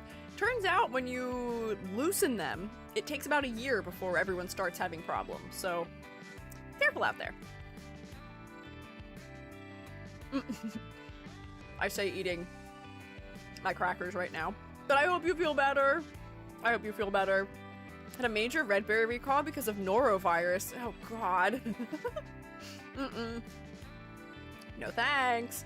Please keep your viruses out of my fruits. Please. Please. I beg. Hi. Edie, don't talk with your mouth full. Tried to spinach and suffered the consequences? Oh no! I didn't know it was in like spinach too. I thought it was just lettuce. Man, what am I supposed to eat on my sandwiches now? I need to get my iron. How do I get my iron without spinach? I guess like broccoli? Disturbing. I just want to eat. Is that too much to ask? Apparently. Seaweed time. You know what? Actually, I like seaweed. I don't think I've had seaweed, like, not dried, but I like seaweed. Does seaweed have iron in it? I guess I could put seaweed on my fish sandwich, or my tuna sandwich, or my other fish sandwich, or my egg salad sandwich. Dill, cream cheese, and cucumbers? Okay, that actually sounds pretty good. I love me a nice cream cheese sandwich. When it has, like, tomatoes and basil leaves. Can I eat basil? If I buy basil, can I just eat basil leaves as my leafy green? Maybe? Perhaps? Seaweed soups are good? Start eating sushi. Sushi can have its own dangers. I've gotten food poison from sushi before. Don't get me wrong, I love it. But that can have its own dangers and people don't prepare that safely. Had to get IV antibiotics? Oh no! Oh my god, I hope you feel better. That's so scary. Oh boy. Jeez. What am I supposed to eat on my burger now? Nothing. Apparently nothing. Apparently we can't eat anything anymore. Thank God that we, as shroommates, absorb all of our nutrients via our mycellular networks through the ground. Because it'd be real dangerous if we didn't, you know? Cheaper and safer this way.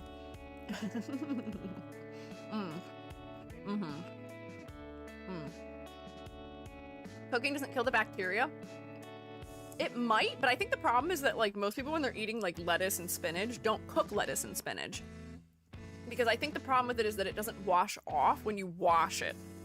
Most people eat their leafy greens fresh? Often? Quick, start eating sand. Hey, we can go back to, like, Great Depression technology and eat sawdust. Did you know that sawdust was used as an additive in food during the Depression because flour was so expensive?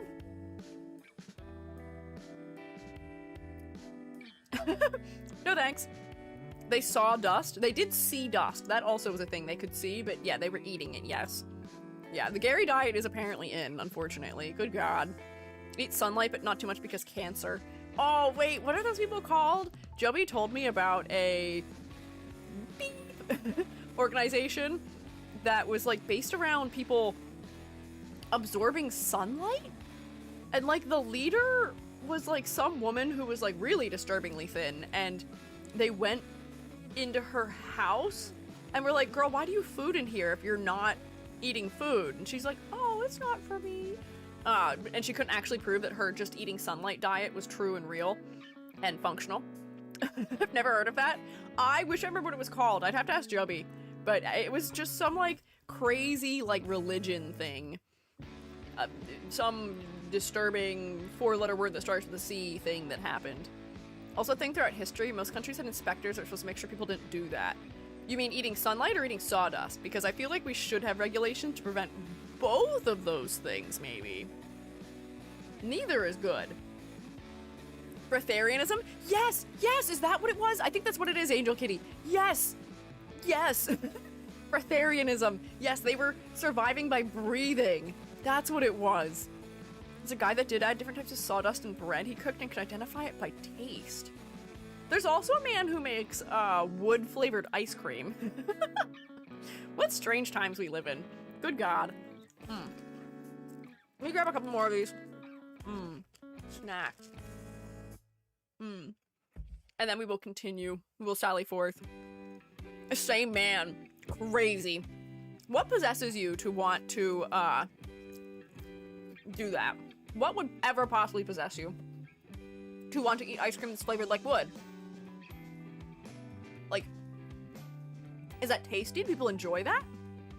Like, I understand that mint is still, like, a leaf in a plant, and I know that root beer is a root, and that's a thing that tastes good, but, like, tree? Wood? Is it pleasant? Is it good? Someone made wood-flavored pizza? Why? For what purpose? To what ends? Smoke / boil wood, collect condensation to get flavor? Yeah, they're like condensing stuff out of it, but like, why? Why? Why though? Like, who came up with this? Why can't we be happy with the things that already exist as flavors?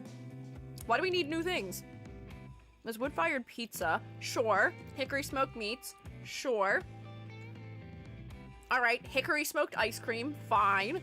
At that rate, just put like liquid smoke in it though, because that's a thing you can do. There's also mushroom ice cream. I have heard that. I know that there's prosciutto gelato also, that's a popular thing in Italy.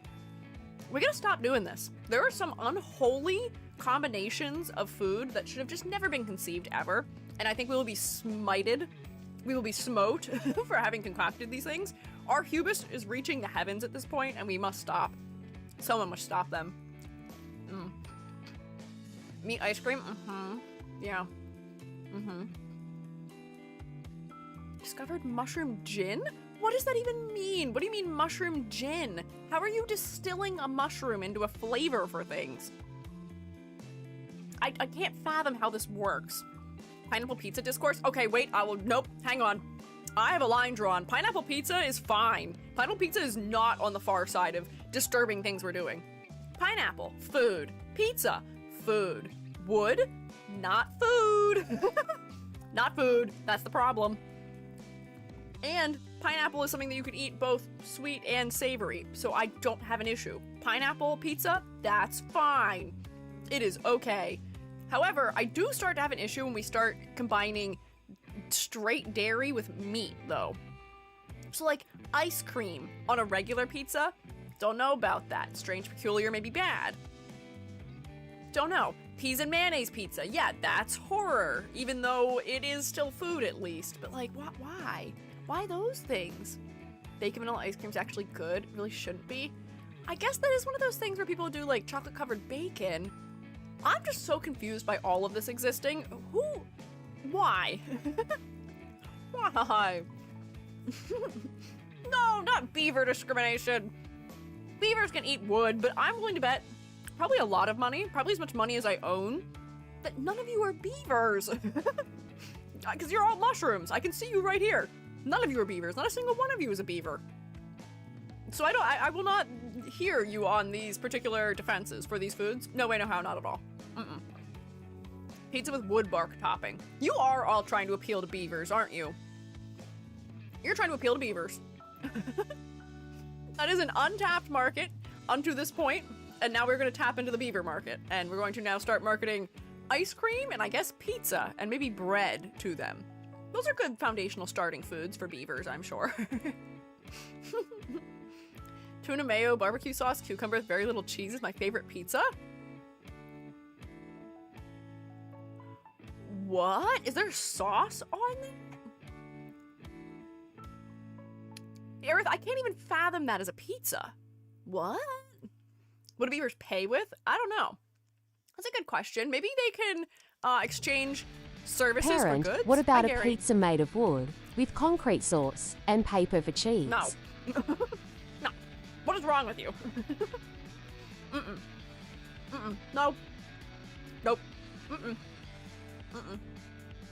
Listen, I get it. We're mushrooms. We eat decaying substances. If you want to eat your decaying pile of leaves, that's fine by me. You can do that. If you want to eat wood, you know what? I guess, sure, fine. You can do that. I will not stop you. Just do not hold me responsible for any of the circumstances. Weren't we talking about whales? We were. That's a good segue. I did finish my consumption of snack. We're supposed to be talking about whales. Oh no, whales have eaten wood. They've eaten whole ships, haven't they? I say jokingly. Whales don't actually eat ships. Don't listen to me. That's not a thing they do.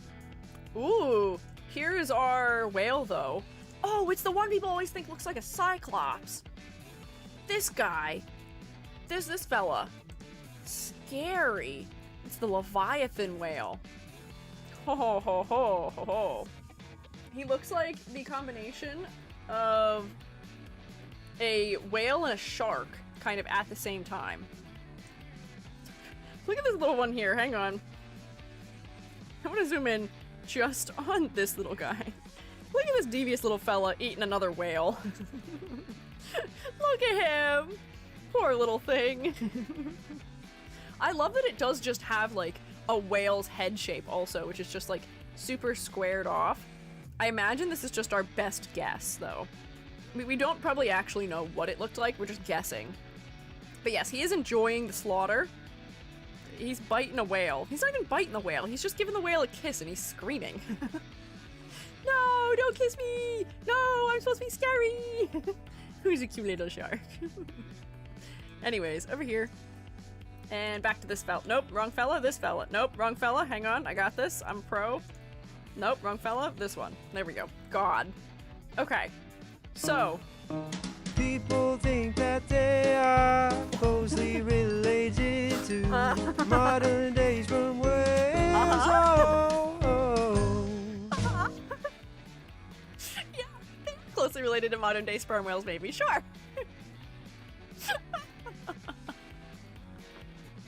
Gary. All right then. Thanks. Good, Gary. Very good. Mm-hmm. When did that start happening? Oh, I can guess what the trigger word was for that. I can absolutely guess what the word was. Anytime there's a sentence or a chat message that's held by Automod or Moobot, if we approve it, Gary says it in a strange voice or he just sings it now, and I don't know why.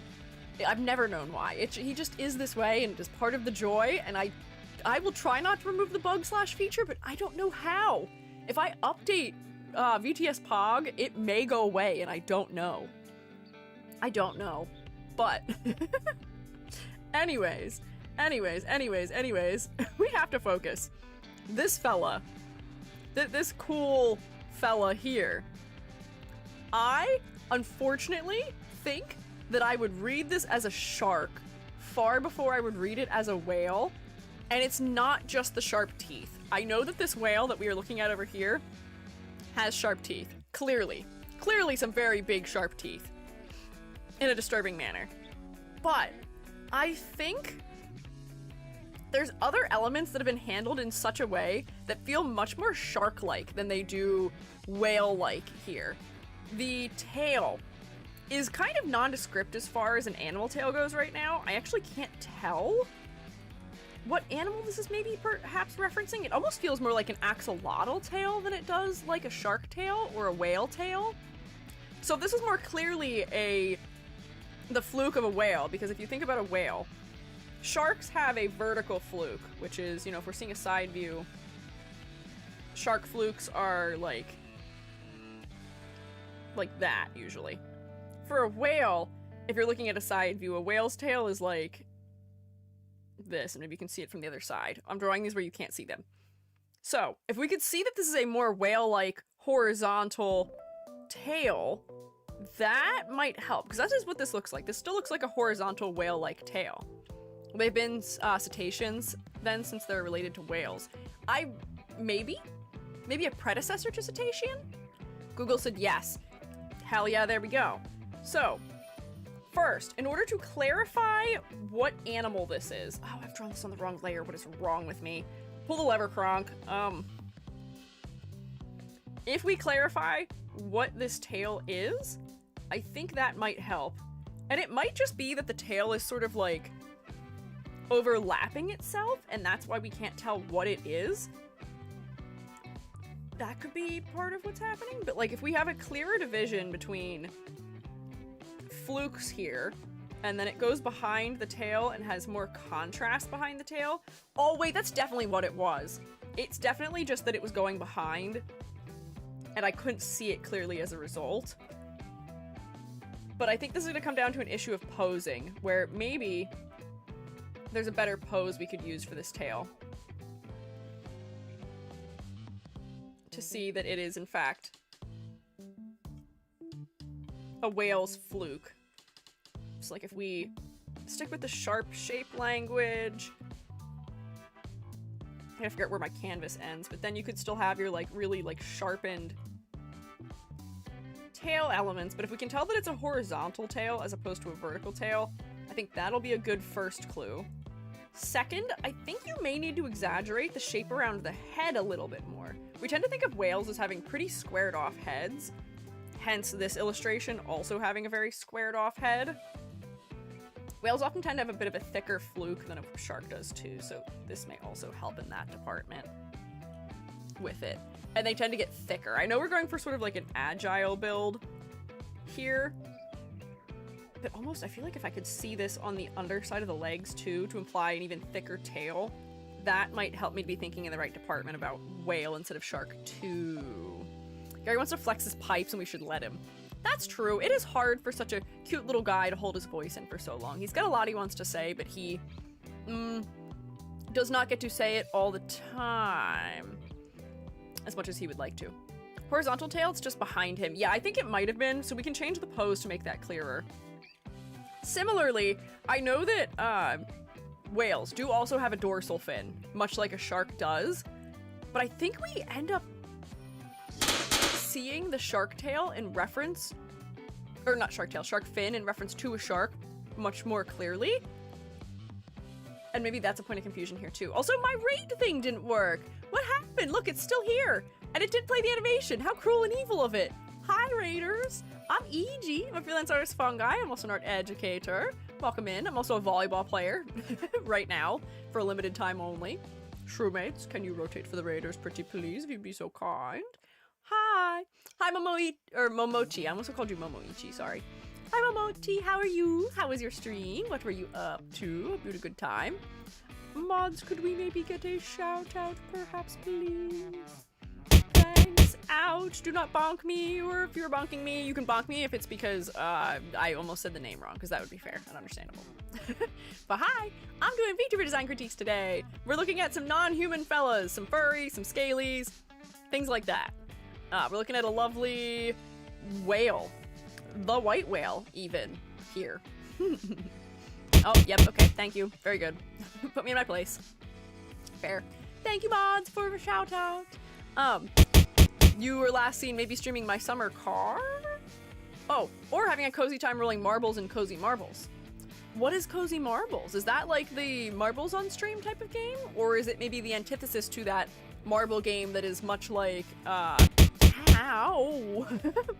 That's much like Monkey Ball, where you have to roll it and you're trying to get it to like an end before a timer runs out or something? I'm unfamiliar. But I hope you had fun. I hope you had a cozy time rolling your marbles. Ow! Hey! I think we're far beyond the threshold of me having said something wrong for you to continue to smack me. Hey! Be nice, roommates. It's a rolling marbles where you can make the race tracks. Oh, that's kind of cute. You can create your own, like, almost like, maybe like Rube Goldberg type machines, maybe? You create like a track for everybody to send their marbles off into? That sounds cute and fun. Yeah. I hope you had fun with it, though. If you and your fellas need to do things like eat or drink or snork me after stream, please look after yourselves. If you want to stick around and hang out, you are welcome to do so, but please look after yourselves first and foremost. You can do it. Oh, like marbles on stream, but you build the tracks like you're playing with Hot Wheels. Wait, that sounds kind of incredible. That sounds kind of lovely. I never got to have Hot Wheels as a kid. I got that classic parents are like, that's for boys situation. I thought they were cool. I always wanted to play with little Hot Wheels cars. I wanted to go vroom vroom. Also, Thrive, just for you, I will eat just one square cracker. Maybe two. Oh, double raid. Whoa. Crazy Dio. Hey, Shroomates, I hope you're not dizzy. Keep rotating. Oh, look, my raid image worked this time. Why didn't it work before? That's so mean. But it worked this time. Crazy. Hi, Peanut Bun. Hi, fellas. Again, I'm EG. I'm a freelance artist Fungi. I'm also an art educator. For limited time only, also a volleyball player. We're doing Vtuber design critiques today. Welcome in. Also, perfectly timed, I guess, with the cooldown. How was your stream, Peanut Bun? It appears you may have been working on some art, maybe.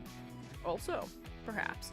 Nilo, don't sniff the raiders. That's maybe considered to be off-putting and terrifying and scary. Be nice to them. Be welcoming to them. Keep your nose to yourself around them, even. Hey, Shroomates, maintain personal space, please. There we go. Yeah, or throw volleyballs at them. That's considered to be kinder and nicer. But hi, how are you? I think Nilo is a cat or perhaps a dog. Ah, that's true. Maybe topically with this stream, we're officially Shroom State Furry assigning. What is happening? That's 3. Hi. That's a third raid, and I think under 3 minutes. Hi. Sorry to everyone who's heard my intro 3 times now, but we are gonna run it back. Shroomates, rotate for the raiders. You know the drill. I hope you're not dizzy. Keep doing it. I'm EG. I'm a freelance artist Fungi. I'm also an art educator, and for limited time only, a volleyball player. Hi. It is raid EG o'clock, apparently.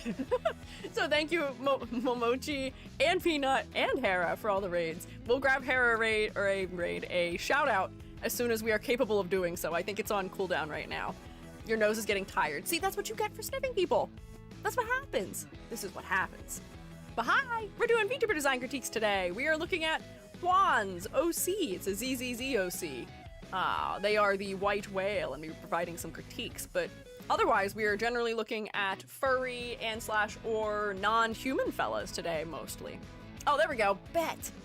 Thank you. Thank you for getting the shout out for Hera. How was your stream, Hera? I hope it was good.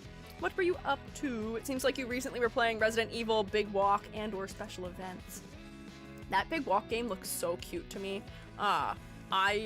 I never end up playing the, like, friend-like games, the lethal-like, friend-like, streamer types of games, but they always look really fun and cute. It just doesn't fit into the things that I end up having time for, sadly. Like, I really would have liked to play the, what was it, the chameleon one? The, not Mecha Chameleon, because that's not saying it right, but that one. Mecha Chameleon, I think is the way you pronounce it correctly. Like, that would have been good for me. I'm an artist, but I just don't ever get around to them. Was fun. We did Resident Evil with an eye tracker, because I wanted to prove I do not like Leon. ... How'd that go? How'd that turn out? Were you proven truthful? Were you proven to be telling the truth to your fellows? Or were you revealed as a liar, maybe? Failed 13 times. I see. What does failure constitute? Because, like, he is the main character. If you're looking at him, it's because he's on screen. Or is it maybe looking in a particular way? That was what gotcha. Isn't there a 3D model one? There is a 3D model one. There is a 3D model friend game. And I want to play all of them, but I have to find people I'd play them with first, and then I'd have to schedule something second, and then I'd have to figure out what day of the week to do that third, and that's all too much for me half the time. Might have been a mod. Ah, I see. Okay. Sure. Play with Jubby. Well, I feel like unfortunately, the 3D modeling game and the Mecha Chameleon game would be EG beats Jubby into a crisp games, unfortunately. That wouldn't be fair. Those are two things I have skill in that Jubby has never done before. Although I guess I could play, I saw people playing Mecha Chameleon with their chat, so like I could do that if you guys own the game, but I don't know if you guys do. Unclear. I'm not sure, but I see. Oh, hang on. Peanut also let us know what was up. Was drawing but had to stop on account of tinnitus. Oh no! Oh no! I'm so sorry. I hope you feel better. Didn't get to a point where I feel comfortable sharing, but I did finish the Dragonfly Girl from last week. Sure, if you would like to pay art tax, I would love to have it. Gimme. For mates, you know the drill. Chant maybe a little. Maybe a little. Maybe. Just a bit. Maybe. Community Chameleon? Yeah, we can do Community Chameleon if you guys own it. Moobot! Moobot, I swear to God! I have Twitter whitelisted. It should be fine. It should allow it. Cruel and evil and terrible and mean and hates me and Peanut Bun, unfortunately. Jostle him. Jostle Moobot for his crimes. And we will take a sneak peek at what you have sent us. Oh, but if any and all of the fellas who rated in, Hera's fellas, Momochi's fellas, Peanut's fellas, if you guys need to do things like eat or drink or snort me, please take care of yourselves. If you want to stick around and hang out, you are welcome to do so. You're always welcome here in the Shroom State, but please look after yourselves first and foremost if you'd be so kind. Thank you. Don't worry, I have the image, Peanut. Whoop. Bam. There we go. Dragonfly! Dragonfly fella. Moobot's timed out Peanut Bun 3 times now. God damn it. Moobot, stop! That's my one PG-13 curse for the day, is my anger at Moobot for doing this to me. In our times of need, Moobot, I'm sure, is there for us, but God, if he isn't always throwing a wrench into the works. For no reason, even. No reason. Cruel and unusual and evil and mean. But you know what isn't cruel and unusual and evil and mean? This very cute dragonfly art that has been paid to us as art tax. Look at this fella. I like the iridescence of the wings. That's cute. You've carried it throughout into the legs as well. Some good asymmetry from the wraps on the hips and on the upper chest. I don't think we'd actually even seen a completed version of the legs before. We have, through art tax alone, gotten to see the full process for designing this character, which is kind of fun too. But thank you, Peanut Bun, as always. Thank you for your patience with the evils of our Moobot, and thank you for sharing with us this delicious, delectable art. Thank you. Moobot is peanut phobic. Oh, Moobot's allergic to peanuts. That's what it is. We should have known. We were just talking about peculiar food allergies. That's not even a peculiar one, but that's definitely what's going on with him, huh? But thank you, Peanut Bun. I appreciate you sharing with us. Where was I here? I was supposed to be eating, square-shaped crackers. It was a food redeem that was redeemed for me. Danunu, thank you for following 7 minutes ago. There was a lot of chaos, but I appreciate it anyway.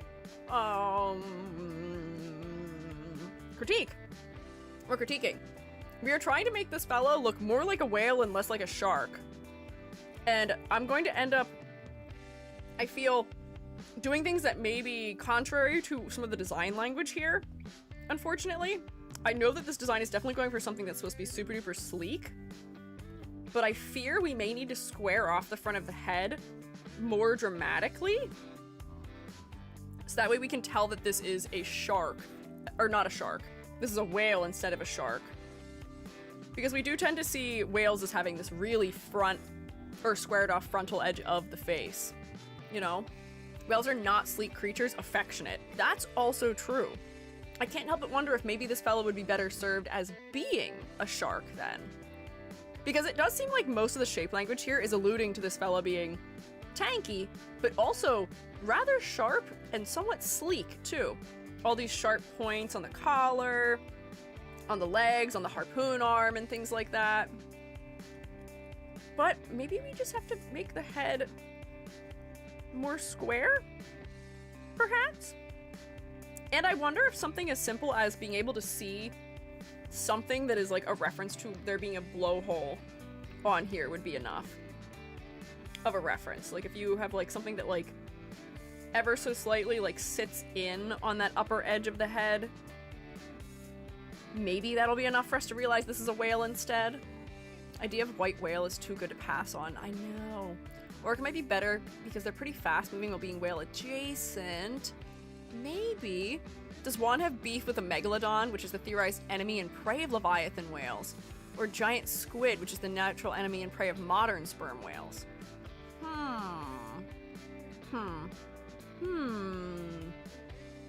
It's interesting that we're so scared of megalodons when I guess this thing was eating them. Maybe. That's kind of scary and disturbing. I see the shark, but I also see possible influence from the tail of Moby Dick, the design being a combination of the literal white whale with the violence of Ishmael. True, fair. I'm just trying to find ways to make it clearer that this fella is supposed to be a whale as opposed to a shark. So I can see that there are references to it. That's not the issue. It's just we need to make it a little bit clearer. Maybe. I'm trying to think about what else we could do to convey that. We might put a pin in that and come back for it as we look through other elements of the design. So, needs to be a little bit more whale-like. I can already put a grade down for this. But here's my rubric for people who are unfamiliar. Rubric. Concept-wise, you seem fast, and you seem to have some sort of, like, biomechanical enhancements because your limbs maybe were lost. And I imagine the peg leg is related to also the tail of Moby Dick 2, because Ahab did in fact lose limbs to that darn white whale. But I think you could be more clearly a whale. Moving on from that, I think that this is just going to be sort of like a broad character design complaint, but you need more contrast. I can tell from the way that you've designed this character that you have a pretty good grasp on character concept art, but if I go like this and slurp up all your saturation, you haven't really defined your shapes very clearly here with any amount of value. There is variety in value. We do have the light values for the head and the body. We do have mid-tone for sort of the extremities, and then we have black for sort of the core of the torso. But within each of those areas, the shading is very, I would say low contrast. First, I may just give you a level correction where I might just try and drop some of those darker values darker. Woo! It's gonna do it to the background too, and we're gonna have to be okay with that. There we go. So like, it's gonna saturate the colors, but it will provide just a little better clarity as far as the edges of objects goes. But then on top of that, I do think we need some sort of drop shading just generally throughout. So like, whoops, I have this brush set to be not anti-aliasing. Fix that. Like, drop shadows under the arm could be clearer. Actually, I can probably move this down and then clip it. Because he is... There we go. Transparent. And bear with me, they don't have to be that dark, but if we define the outer edge of things a little bit more clearly, that would be very good. Similarly, like, elements that are overlapping here could be clear that they're overlapping. We could push back some of the areas under here that the jacket is on top of, or just like along this edge a little bit more clearly. There is a little bit of a drop shadow under this, but there's not a full drop shadow under it. There's drop shadow here, but it could be stronger. And all of that will help this to read more clearly from a distance. Whale dorsals are also typically lower than sharks. Ah! Oh, I like what this does for the silhouette, but I do wonder if maybe having like a rip in the back of the jacket for the dorsal to come through may be a better move to clarify that this is a whale and not a shark too. I will think about it. This leg could be more clearly behind if we add some more shading to like the side of it or something. Also, like, there's just a bunch of areas that could be given more dimension and clarity if there was stronger shading on them. So I just sort of miscellaneously go through. Like, we do lose the top edge of this collar completely against the body. And, like, we could define that this is the fin going behind the front edge of the body a little bit better. We can see that the jaw is standing forward to us and the head is casting a shadow. I don't think I'd use red for the shading color for the body, but I'm trying not to stress about the details right now. And like, maybe there's still some highlights that show up in here from like the musculature or something. And you get like a stronger shadow under here, or like in the depths of the mouth or something. But all of this will add up to give this a much clearer read from a distance. I'm just using this as a way to give you all whale facts. Hell yeah, not against it. Big shark and sharks. Wait, hang on. Big shark and sharks are evil, so big sharks are really, really evil?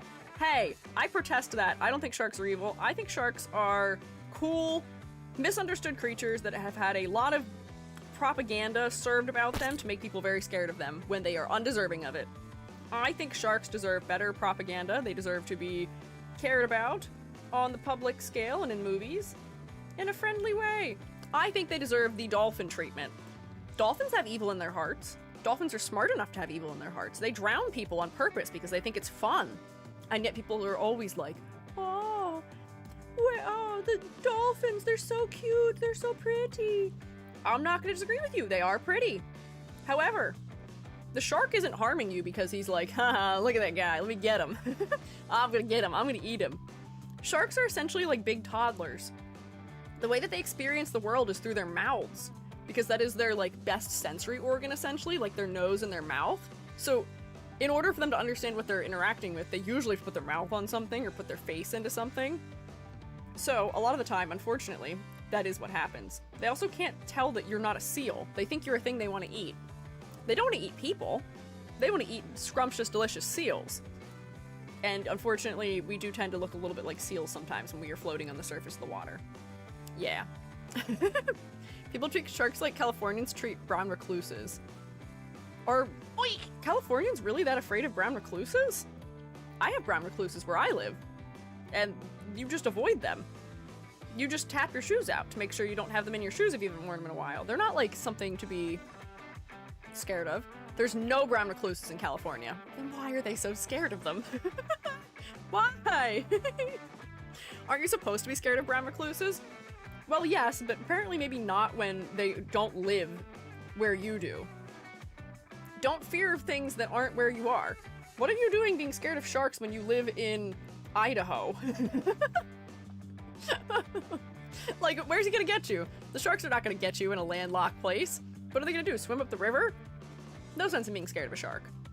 If you get used to something day to day, it stops being scary. That's fair. This is my ongoing plight with the thousand-leggers in our house. They're not scary to me, because I'm used to them. I've always had them. They're cool and fun and interesting. But Joby is very disturbed by them and does not like them. Fear all sea creatures equally. This is not to say that I don't think the ocean wants to eat me, which is to say I do think the ocean wants to eat me. Me, personally, probably. I think I'm a tasty, delicious little morsel, being the mushroom that I am, probably. But I don't think it's the shark that wants to eat me. I think it's the great, terrible depth. It's the ocean itself. She is hungry. And wants to eat me personally, probably. Yeah. Also, Sharky Mode Sharky, thank you for following. What a topical time to join us. We are discussing sharks.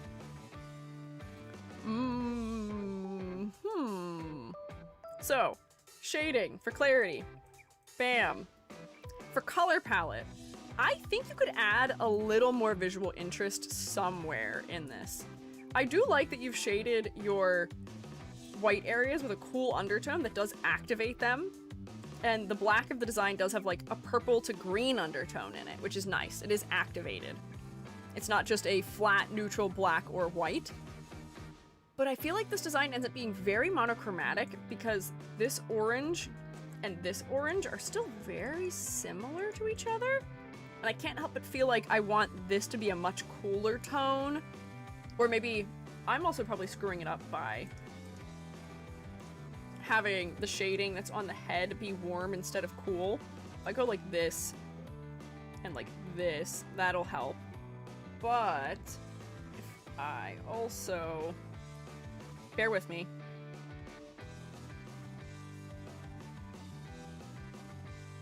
go like this and cool this off more because it was still pretty warm in undertone.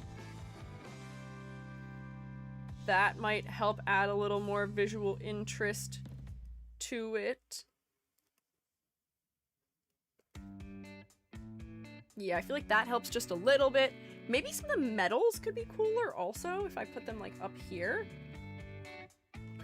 Color.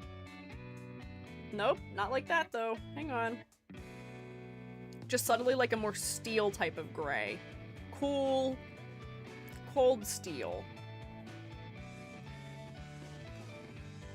And not enough for it to actually feel blue. But like, now we just have a better variety in our undertones. It's subtle, but it does do something. Block 'em. Yeah, this is black, white, a color of metal a little bit, which is the reason why I'm making these edits too. So, cooler colors throughout. Just maybe in some of the neutral areas. Oh, I don't know if I actually put this in the legs. Did I? Oh no, I did. I got it. Yeah. Am I crazy, or are those colors red? These are red. This is red. This is red. This is reddish. They're kind of red-pink. They're surprisingly warm, or technically cooler than I would have thought they would have been. They seem very warm to me, but that's just in proximity to the other colors. But I think that's helping to activate things a little bit, and you would benefit from having maybe just one little spot of another color somewhere. Just a little bit. I know that this is within the conventions of the way that ZZZ designs, because they do have a lot of designs in ZZZ that are black, white, a color, of metal. But when you're designing your OC, you do get a little freedom, and they do have characters in that game that aren't designed in that palette, and you could add just a pop of something somewhere. Something minimal. Even if it is still staying somewhat monochromatic, or not even monochromatic, like, analogous in the palette, you could just have something orange. What if there's some sort of detailing on something that is more orange than it is red? This is really saturated. Hang on. Get rid of that. Less saturated. Or like if you have something that's like just subtly gold toned or something somewhere, that could be enough to add the variety that we need here. A couple gold metal pieces might be interesting and might feel kind of like piratey almost in an interesting way, because you are already something from the ocean. Buccaneers and those fellows did wear a lot of gold things. I like that his mandible is so thin, because if you see pictures of front-facing whales, you'll notice that their lower mandibles are really thin. Ah, okay, good note, good to note. What other thing might I make gold? Like, I don't know if the zipper will be enough. Can I do that? Nope. What if these things? I can't tell that that's doing anything. Hello? Is that doing anything? I feel like it's not actually changing the color of things in certain places. Oh, because it's the wrong layer. That's why. Whoops. Hang on. Is it this one? Yeah, that one. There we go. Just a little bit of gold. If we're mixing metals, that'll add a little bit more interest. But I think that feels a little bit more fleshed out in terms of color palette now. Just a little more variety. Yeah, so on here, grading. Bam. Color palette. You need more contrast, more drop shadows, and I think you need just like a subtle additional color in the palette, or just some cooler colors to contrast with the warmer colors in your neutral tones. So I'm gonna put you here. It's not a loss, but I think there are some ways that we can make it more effective through color usage. For silhouette, this is actually the category I'm the least worried about for you. You do have some nice asymmetry in the internal part of the design, and the fact that 2 limbs have been totally replaced does make you completely asymmetrical in silhouette. Your fin, your little earrings that are on your dorsal fin, your collar of your jacket, the sleeves, your arm wrappings, every element here is adding something to the silhouette. Your teeth, your tongue, your little octopus that's your zipper pull, all of it is adding to silhouette. We love to see that. I think you would definitely have a recognizable silhouette, especially against VTubers and / or ZZZ characters too. Yeah, monsters almost always have nice silhouettes as long as we're exaggerating them properly, so I'm not really concerned about your silhouette too much. I will draw a ladder on you because you are still vertical enough to necessitate one, maybe. We'll do a ladder check here because I didn't really actually do one yet today. I will use, what about green? Green. And we'll ignore my edits, but bottom of body, you've got like a couple things happening here. And then this is doing something different on this side, although the foot would still be at the same height. We're going to ignore that. The tail is just down here on one side. Your limbs are going to be totally different, so I'm just going to draw like random bits because I think that's longer. So I'll put that down there. Oh, I think your sleeves are at the same height. Then we have the bottom of your belt, the top of your belt. We have the diagonal of your, what do you call it, bandolier? The thing that holds bullets? I think that's called bandolier, right? Your collar, your neckline. I guess technically all of these would get one because they are an asymmetrical element. No, well, if we're looking forward, those would be symmetrically in the center. Your eye would be a line. Top of the head would be a line. And I imagine your mouth would still be a line too. If you're unfamiliar with the ladder test, we are drawing a line everywhere that there is a major point of contrast in a character's silhouette or in just like the way their outfit and clothing is designed in order to determine if the space inside of their design has been divided in an interesting manner, because as humanoid creatures we are very vertical in our design, and if we are placing all of those points of contrast with sort of equidistant spacing, designs can feel kind of stagnant and flat. What we want to see are clusters of rungs, incomplete rungs, larger gaps between rungs, diagonal rungs, and this has it all. This is not even remotely something we could feasibly attempt to climb anywhere. All of these rungs are floating down here. We've got a big diagonal line cutting through the center at the top. Mwah, chef's kiss perfection. Not worried about it. Willing to get on that ladder for 10 bucks. No one give them 10 bucks. I do not want any of the shroommates in the hospital today, personally. No thanks, I'm good. But, silhouette, lovely, fantastic, no notes. Outside of making the silhouette feel more whale-like, but we've already graded for that. So silhouette, great. Not worried. For complexity versus clarity, I did already dock most of the points I was going to dock for clarity up here. I think that your details are all specific to the character. You have elements that relate to your sort of monster hunting business. You've got your harpoon arm, you've got your bandolier with bullets on it, you're dressed in leather, which is sort of a protective fabric sometimes that is like armor adjacent. We can tell you mean business from it. All of your accessories have been designed up to feel like they are aquatic adjacent. Although, oh, I guess this is maybe supposed to be like a sea monster. I was looking at these at first and I thought these were thorn bushes. And maybe that's because we looked at a character earlier that was plant inspired, but I wonder if these would do better as like a tentacle than as something that feels like maybe like a sea dragon would have.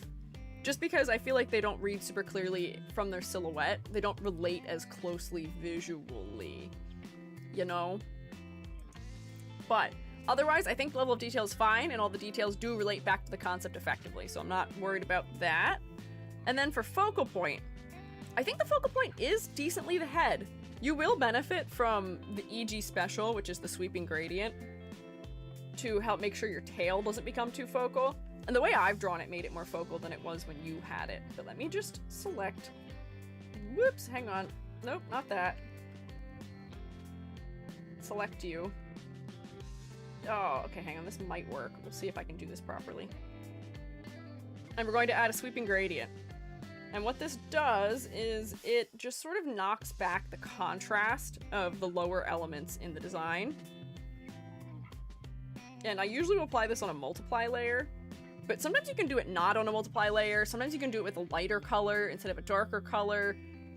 But all we're doing is just decreasing the contrast down here, so that way the contrast up here is therefore heightened in comparison. And now the head is effectively the brightest, boldest thing in the design. Oh, I did get the base tail too. That's okay. We'll we'll pretend I didn't. Whoopsie. But you see the idea here. You're picking up what I'm putting down, I'm sure.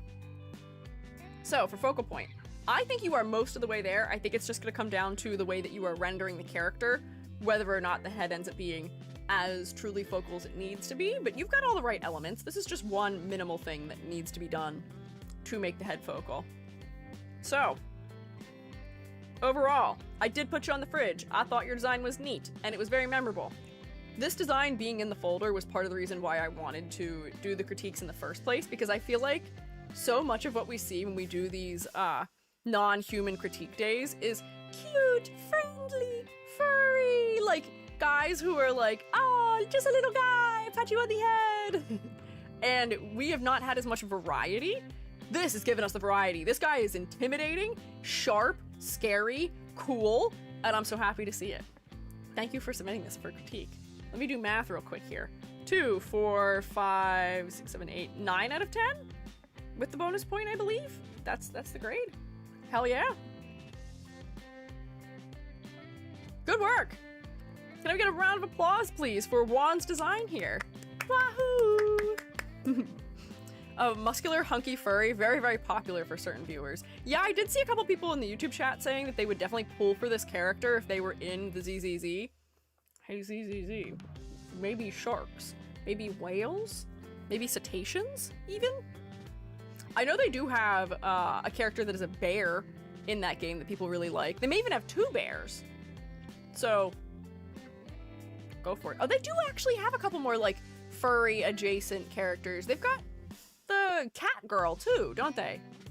They have the one shark girl. Oh, she doesn't count. The girl who's shark themed, she just has a shark tail. She's not monstrous. She's just a human woman with a tail.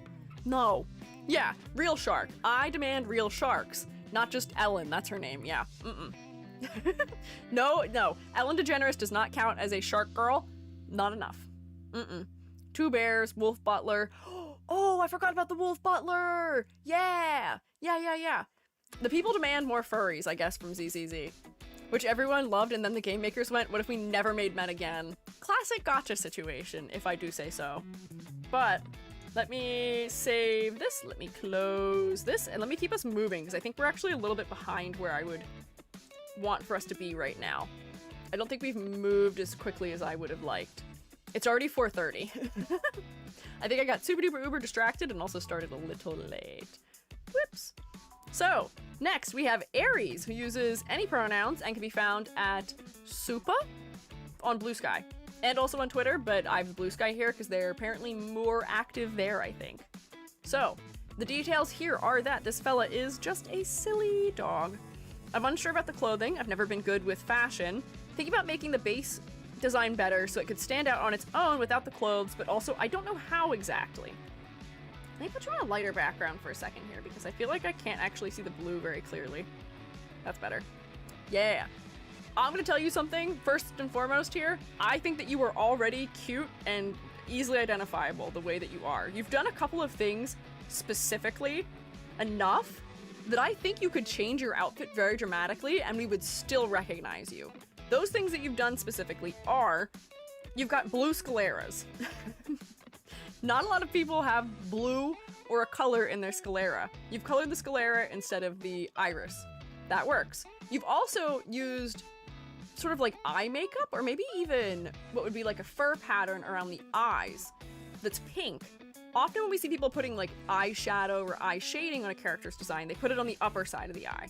So putting it on the underside of the eye does give you a little bit more of like a sleepy type of vibe, or like a calm type of vibe, and that already feels very nice and specific. Your eye shape being squared is very specific.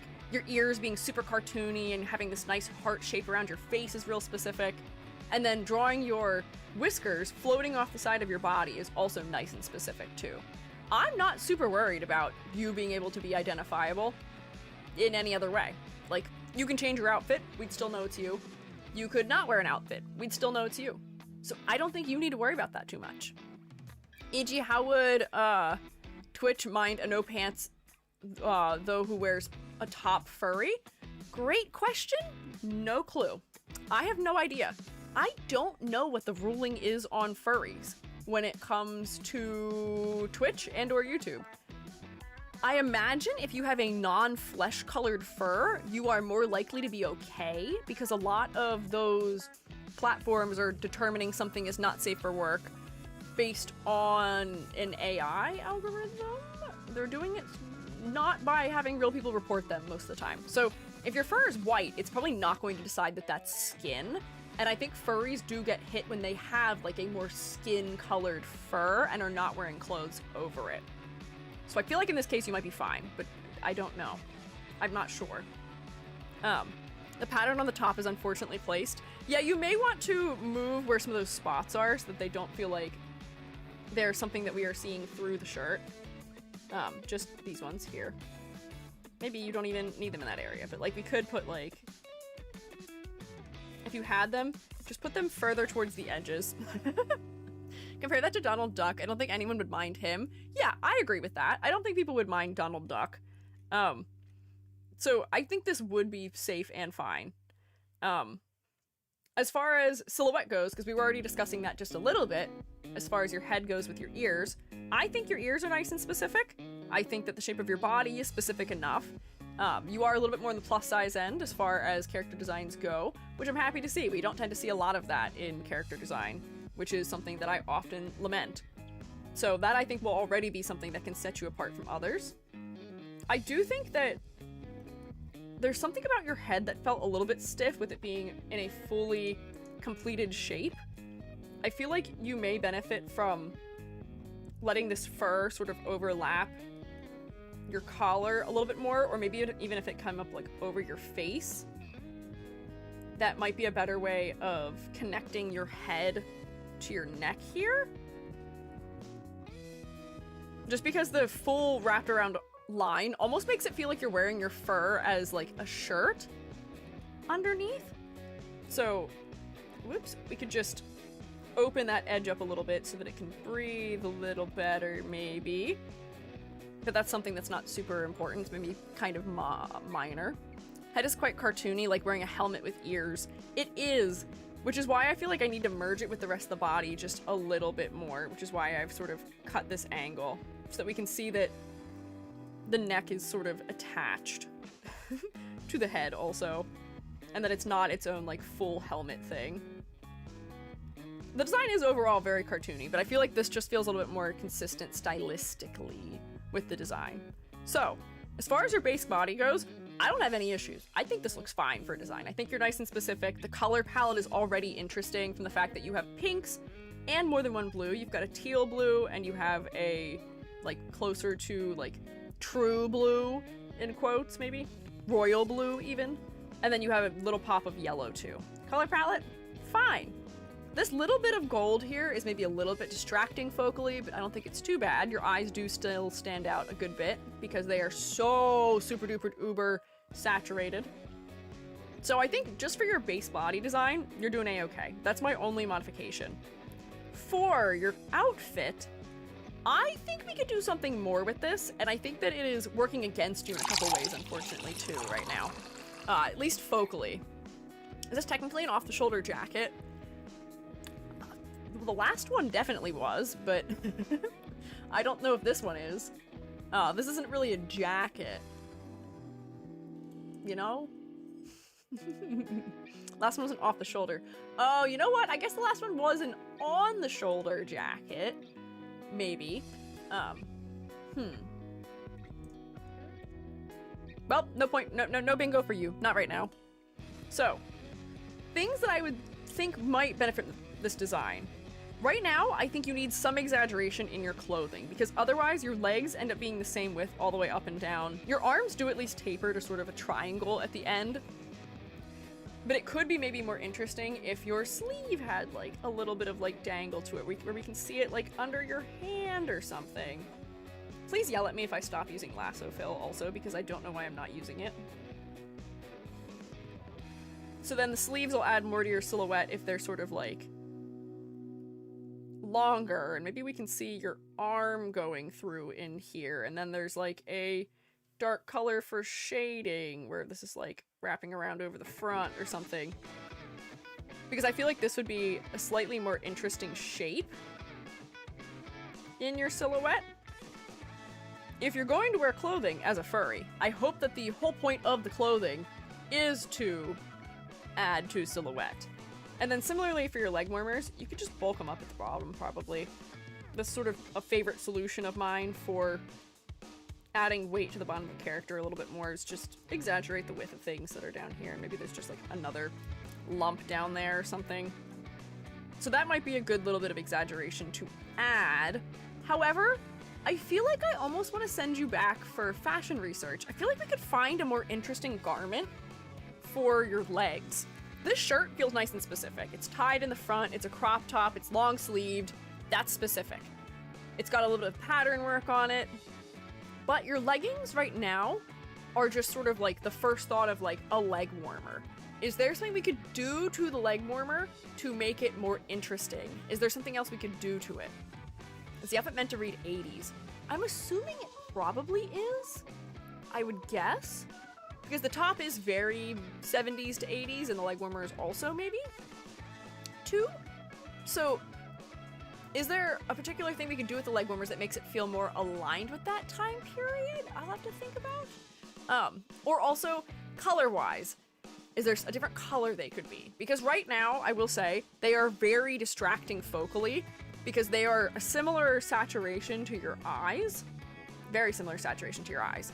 And there's just a much greater amount of this than there is this. So my eye ends up landing here instead of up here.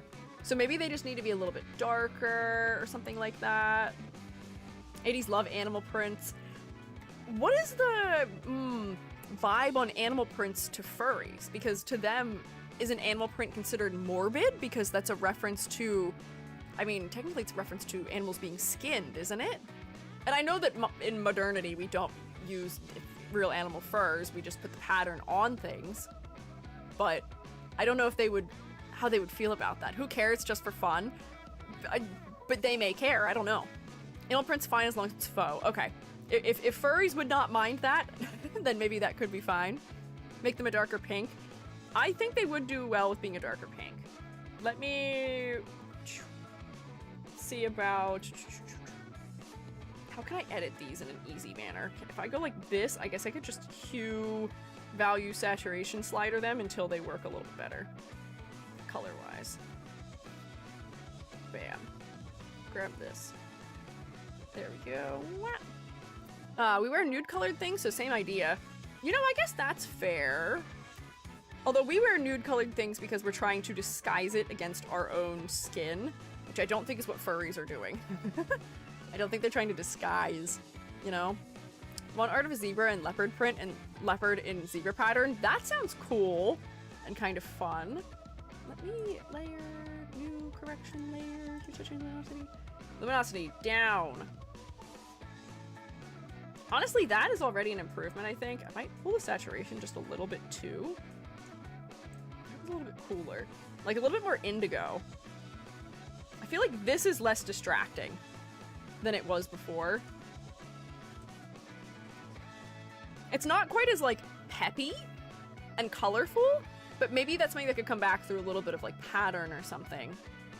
Think of dog wearing like cheetah print is like a human wearing clothing, different culture, but not a furry.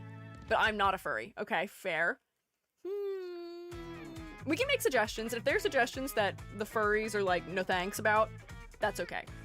They can just not do that, maybe. But just from like our thoughts, we could do an animal print. We could just do a print in general that's more specific. There's also a giant blank spot on the lower belly. That's fair. Ooh, wait, hang on. I'm realizing another thing as I look at this for longer. Hang on, let's do a ladder check here. Whoops, that's a huge line. Be smaller, thank you. Ladder check with me right now. So, left, right, drawing a rung everywhere there's a major division. Bottom of feet, bottom of leggings, top of leggings, bottom of shirt. I guess the bottom of the sleeve would be down here. And then sort of like the top of the sleeve and the collar are sitting on the same line. The chin, I guess the mouth, nose, eyes, top of eye. And the ears are probably technically the same height, even if they're just posed to be not the same height. This doesn't actually make it as clear as it feels to me because we have an extra line here, but the length of the leggings and the length of the torso under the crop top are pretty similar. They're pretty comparable. So I wonder if we need to make these taller or shorter, or maybe push this up or down in some direction, because this block feels too similar in size to this block here. You know, maybe expand the husky pattern. Is this meant to be a husky pattern? That would, I guess, be a good question, is what type of dog is this fella? Because I guess that would inform how we could handle some of the pattern work. For the legs, maybe one leg has a collar or a handkerchief on it. Interesting. A I don't know what you mean by a handkerchief, but do you mean like wrapping a collar around the leg is just like an asymmetrical detail? Like, is like one of those like classic like garter situations that VTubers love to have? Like this? You know, this might be a more interesting place to put the collar than around the neck. Although I do like there being an element up there.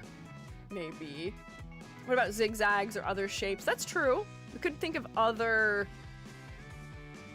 patterns maybe. Color could make one of the leggings have more specific shape. That's true. It could like pull in more here and maybe sit lower because it's then relating to this being here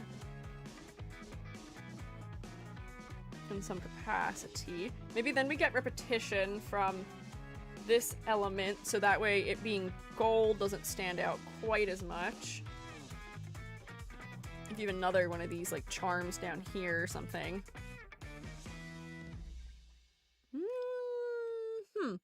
Most leg warmers cover up the knee and that would give more room for a skirt or a short.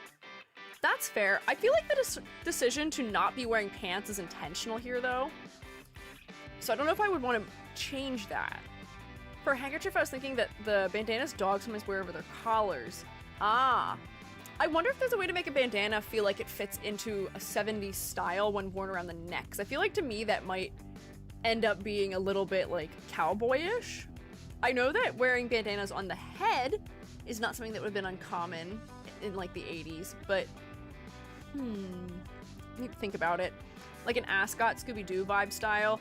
Maybe. Then we're gonna have two elements that are tied very close to each other. Maybe that repetition will be all right. Maybe we move some purple back up to around the neck. Then. So like you've got your ascot that's here, and then it's tied sort of off to the side. And I don't want to cover up too much of the hair, but hang on. Change the angle here. And then, like I could push it out off the edge of the body, but from a side view it would be off the edge of the body. Tie it somewhere else on the side. Yeah. Then maybe we don't need the gold bauble to be here. Whoops, hang on. Eraser this out. Whoops. So now we've distributed the purple, I think, more efficiently. The collar is maybe in a less expected location. I think this is an improvement. I think this is moving in the right direction. Maybe a more specific pattern on the shirt might be good because the spots are okay. But it could be something more specific. But I think that's an okay start. I feel like this is working a little bit better than it was before. Exaggerating the sleeves, I think, is helping to... Golden bauble could be the knot for the bow tie. We could do that with it also, but I think the golden bauble is supposed to be like a bell collar or just like, or not a bell collar, like the name tag that a dog would have. And I wonder if there might be a more specific shape we could use for it. It seems like hearts are a repeating element here, and just making this little thing heart-shaped might also be enough to make it clear that this isn't a bell, because I did think it was a bell at first. So if I go like this, and then maybe because it's hanging, you get like a separate little like gold thingamabob to outline it to show that that would be what is going on to the collar and attaching to it. You know? So I don't want to add too much detail to it, but we can make it more specific just a little bit. Hi, Funfetti. Thank you for following. I appreciate it. Whoop. I saw you apologize for slow on suggestions because you just woke up, Zany. You're good. No apologize permitted here. Selma has set a standard. We're not allowed to apologize on Squiiji streams anymore. Illegal. You're allowed to apologize if you do something, if someone's bleeding. That's the only time I'll permit it. Otherwise, no. We're happy to have you here, if and when you are here, if that is ever. We're honored to have you here, period. Whenever you wish to grace us with your presence in any way, shape, or form. Heart birthmark on the hip. That could be cute too, as like a specific like fur patterning thing. I wonder if putting one like here in like the beauty mark sense might be something that would make sense also, because that's a like common location people would draw beauty marks on. Maybe? I don't want to design this up too much. I like the simplicity of it. We're just trying to provide some minimal critiques because I think there is a beauty in efficiency in design, and if we start going too over the top here, it'll be sort of getting away from the initial elements that made this design so strong. I do think that this actually might be enough for me in terms of edits to make this outfit feel more specific. I think it was just lacking a couple details. I think the collar maybe felt a little bit generic with the way it was placed. And that feels a little bit more unique. It feels more unique moving it down to the leg maybe. Dropping the sleeves I think is solving something. Now I fear that the shirt might be a little bit too focal. So I may have to think about that, but let me start grading this based on some things we've said already. So, color palette wise, I don't think there's anything inherently wrong with the color choices, and I don't have any clarity issues. So color palette wise, I think you're okay. For silhouette, I think we need to push some of the elements, and we need to add something that's maybe not so symmetrical. You had some good little asymmetrical patterning in the shirt, but an ascot off to one side. Honestly, I might counterbalance the ascot with the leg being on the other side, the collar, just so that you have asymmetrical element here, asymmetrical element here, and not having them all on one side. But I'm not going to edit that right now because it takes extra time. But just the idea of it is to have something not quite so symmetrical. And I did push the edge of your leggings down just a little bit because I think the distance between the bottom of your shirt and the top of your leggings and the top of your leggings and the bottom of your leggings, or leg warmers rather, was too similar. So I'm gonna put you here for silhouette. For complexity versus clarity, I think that you might just want to make the pattern work a little bit more specific and some of the shapes of the clothing just a little more specific. But just a touch, just a tad, just a nudge. For focal point, if I'm grading this one, unfortunately your leggings were stealing the show. Your eyes are doing a lot to fight, but they were just too saturated and too big of an area of high saturation. So I gotta put you here. And then for concept and motifs, you are just a silly dog, and I don't think anyone would contest that. I think being just a silly dog is totally fine. I think leaning into motifs is always a good thing. So it seemed like you do have a subtle heart motif going on that we could play with a little more. You have a heart shape around your face.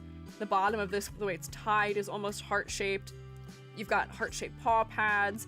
Maybe just like one or two other subtle hearts somewhere. Doesn't have to be super on the nose, but a heart-shaped like mole fur pattern, heart-shaped collar, what do you call it? What, the little nameplate thingy?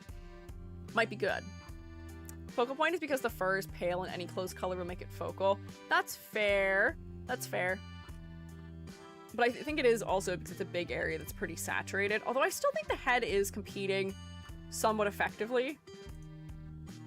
But yeah, for concept and motifs, lean just maybe a little bit more into a motif.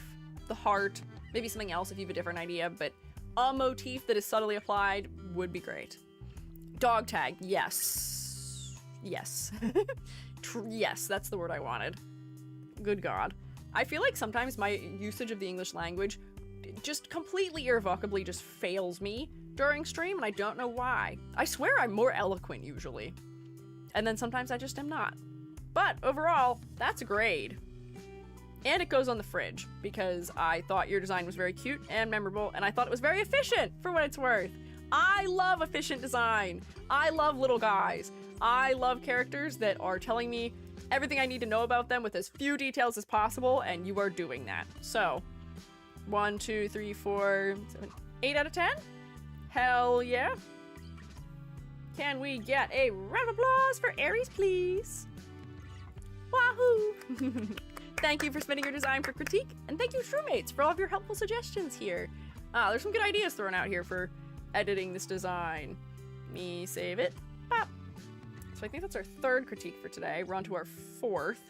Ooh, I'm a little behind where I'd want to be, but that's okay. Let me take a sip of my beverage and eat this cracker that's been sitting in front of me for a long time.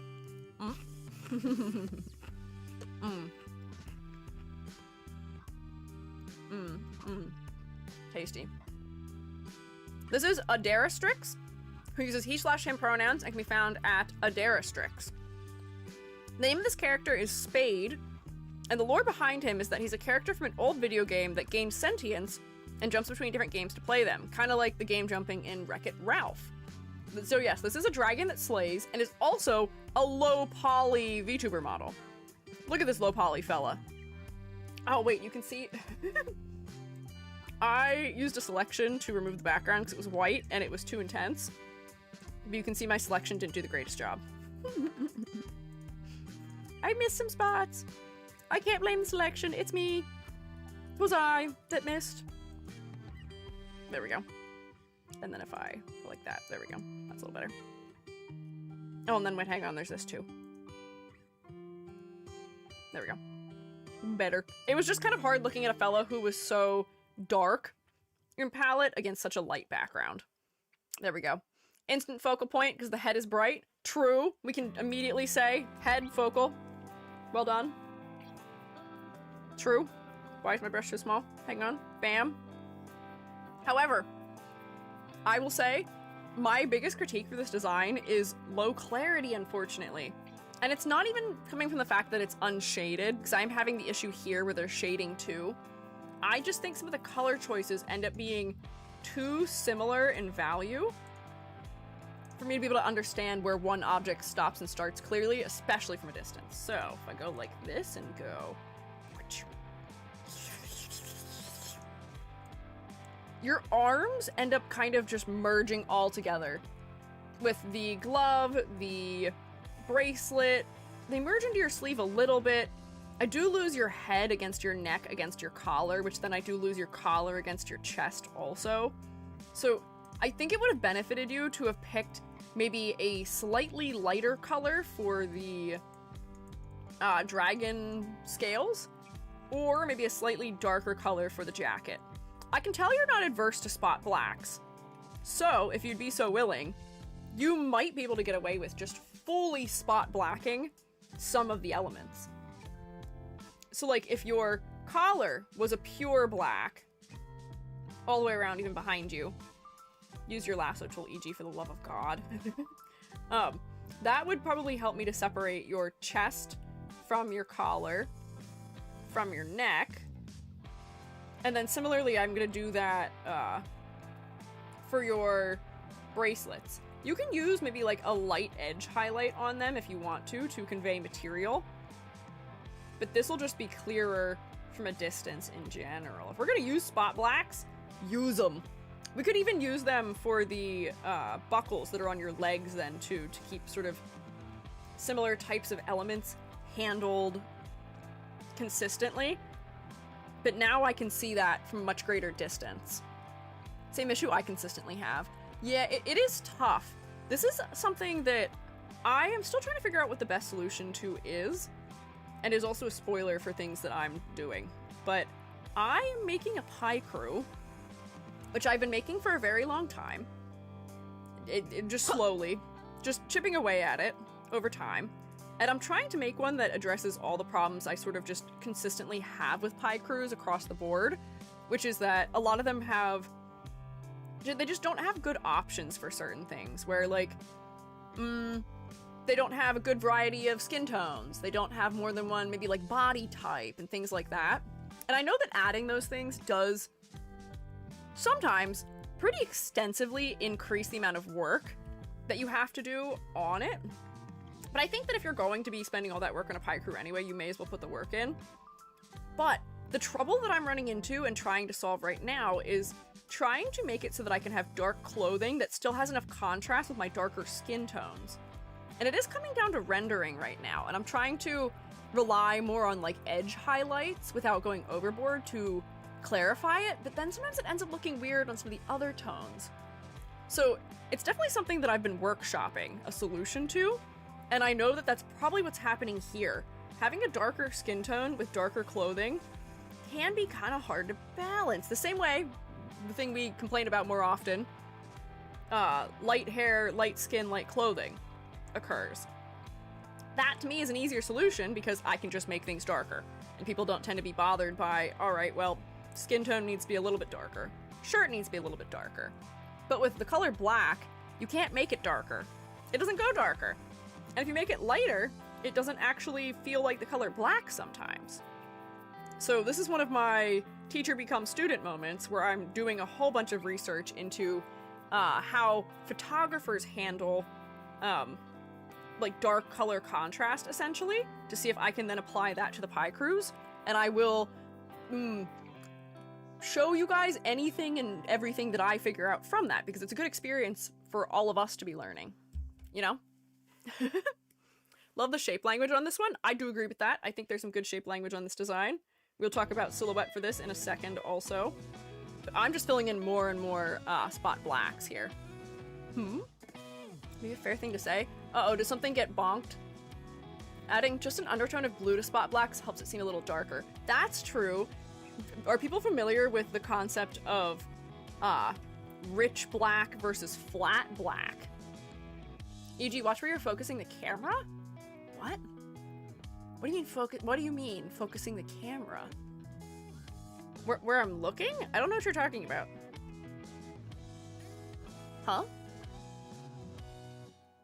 Hang on, I'll move it in a second, but I'm definitely not seeing whatever you're seeing. I'm worried. Slightly distracting aspect in this area? I don't know what you're talking about.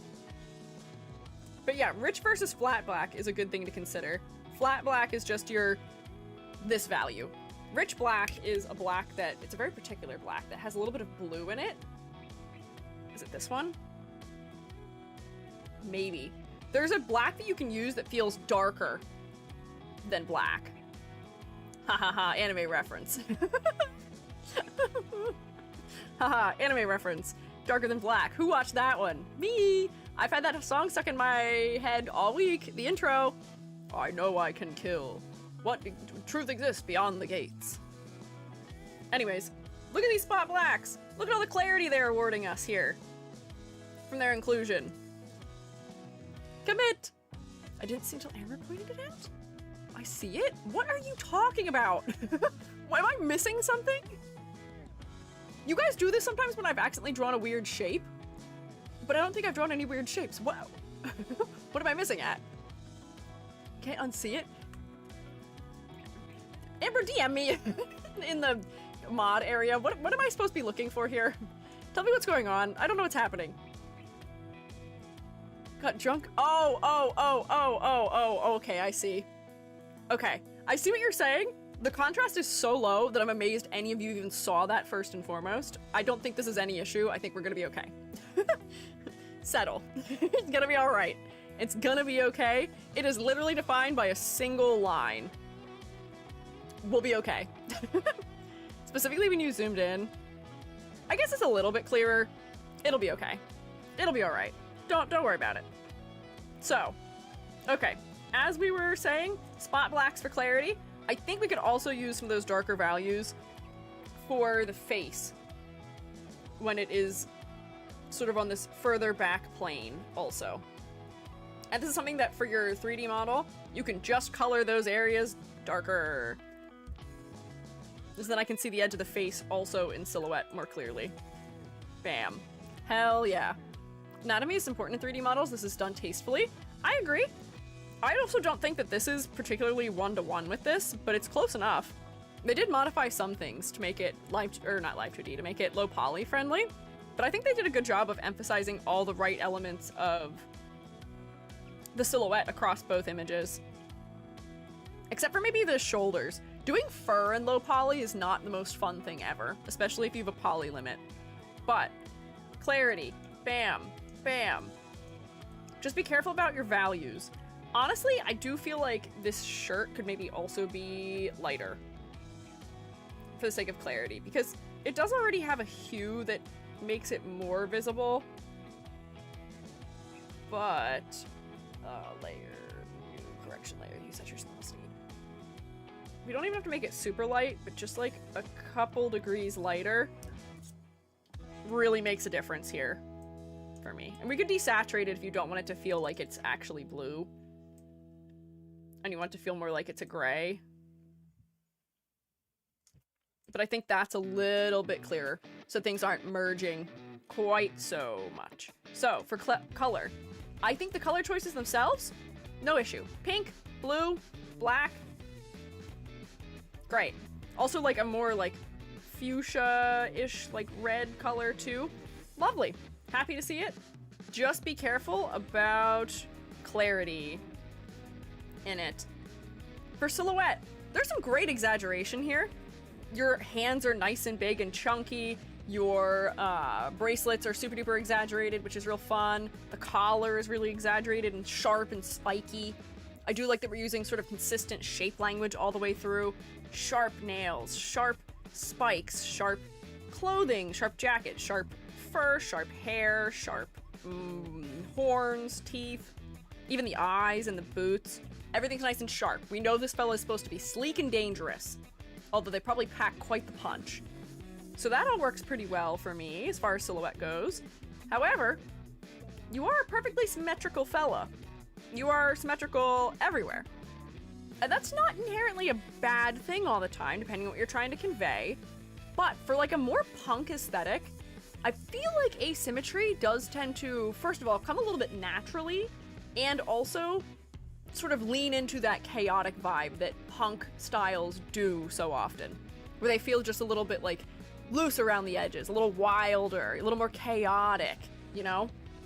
So I feel like there may be some place we could add asymmetry here that would strengthen the design just a little bit. What if the horns had an Uma Musume style accessory? Maybe. I was gonna suggest maybe like crust punkifying the pants a little bit. If you had just some sort of like small patches, even if it's just like a texture that adds something asymmetrical to this, that'll break it up, because I do worry about this design ending up feeling just a little stiff.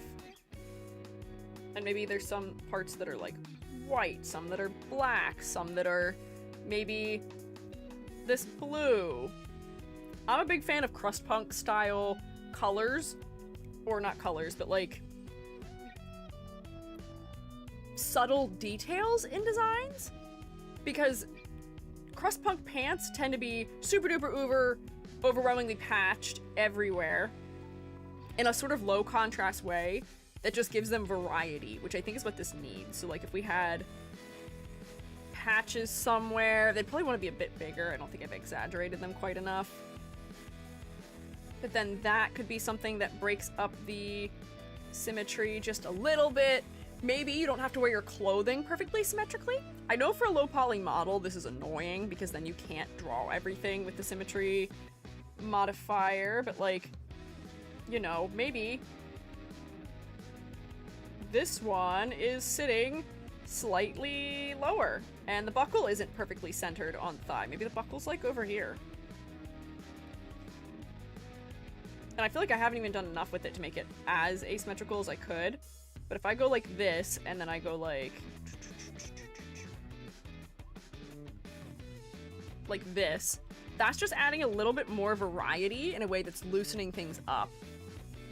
We make the leg belts asymmetrical. Yep, that's what I just did. Perfect, cool.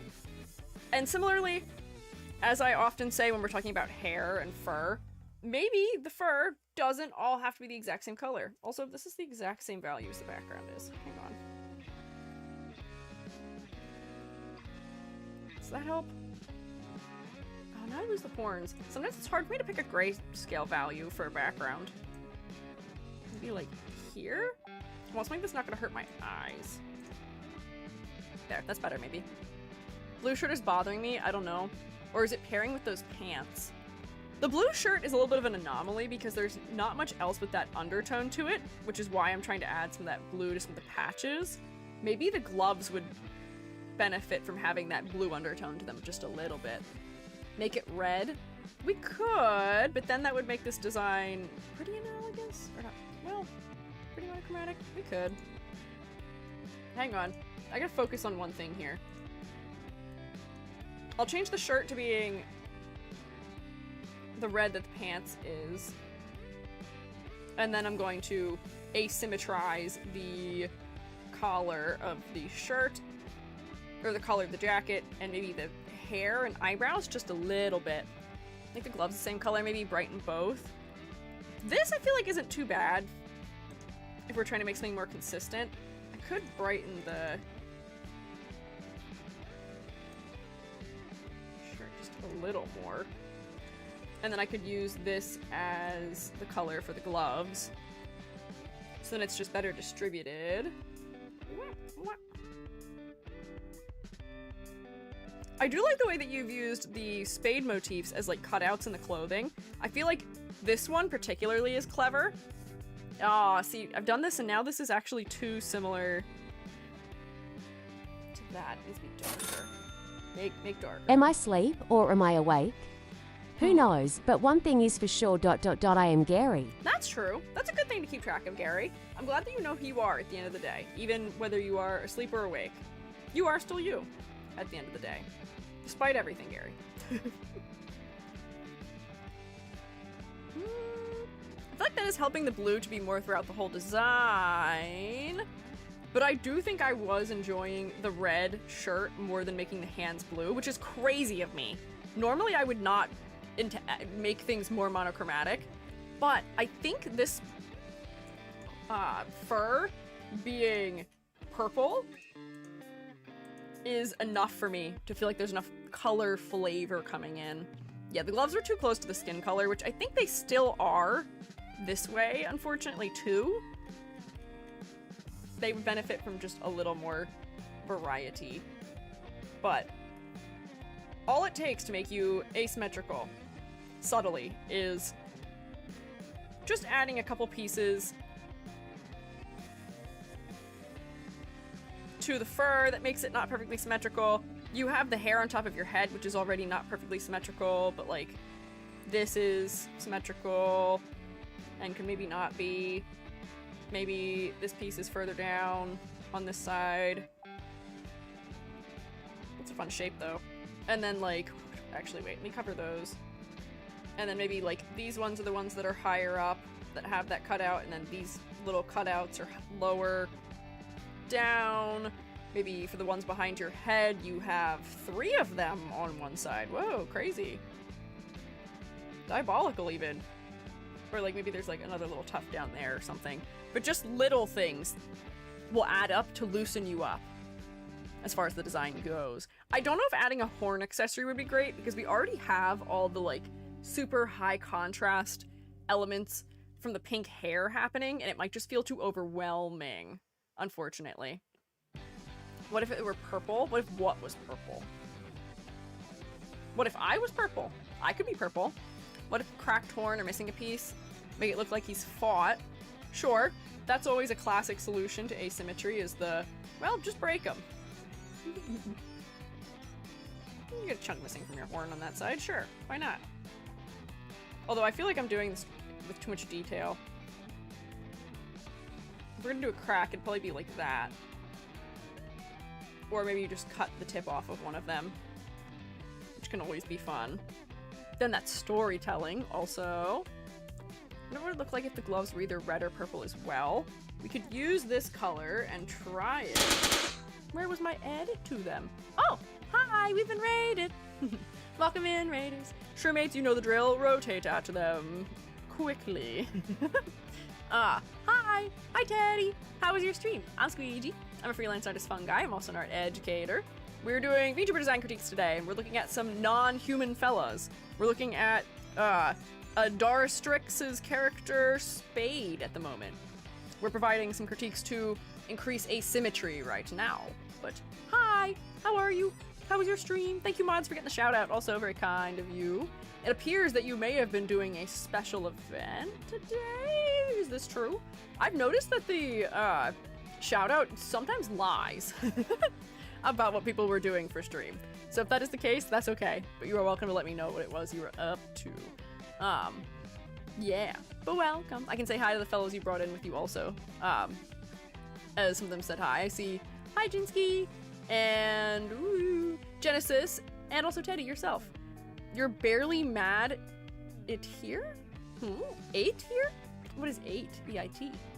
I don't know if I know what that means. I was drawing today. Shroommates, did you hear that? Shroommates, did you hear that? Did you hear that? Oh, made it but misspelled it. Oh, okay, barely made it. I see, thank you. Hey, Shroommates, do you hear that? Is that the sound of maybe art tax on our horizon? Teddy, we do this thing called art tax here. If you would like to show us what you were working on stream, what you were doing for art, we would love to snoop and see. If you want to, you can send us a link to it. Do not feel pressured at all if you do not want to. That is a-okay. But if you would like to share with us what you're working on, I would love to snoop and see. I can? Yes. Yes. Thank you. I'll keep an eye out for it. You are welcome to send links. Moobot might not like it. Moobot's been rather mean today. But if Moobot doesn't like it, they can keep it to themselves, and we'll be able to see the link anyway. May I send 2 drawings I made today? Yeah, sure. Go for it. Absolutely. Yeah, if Moobot does evil, we can grab it. We can save us from the evil of Moobot, who usually defends us, but sometimes does not. But yeah, go for it.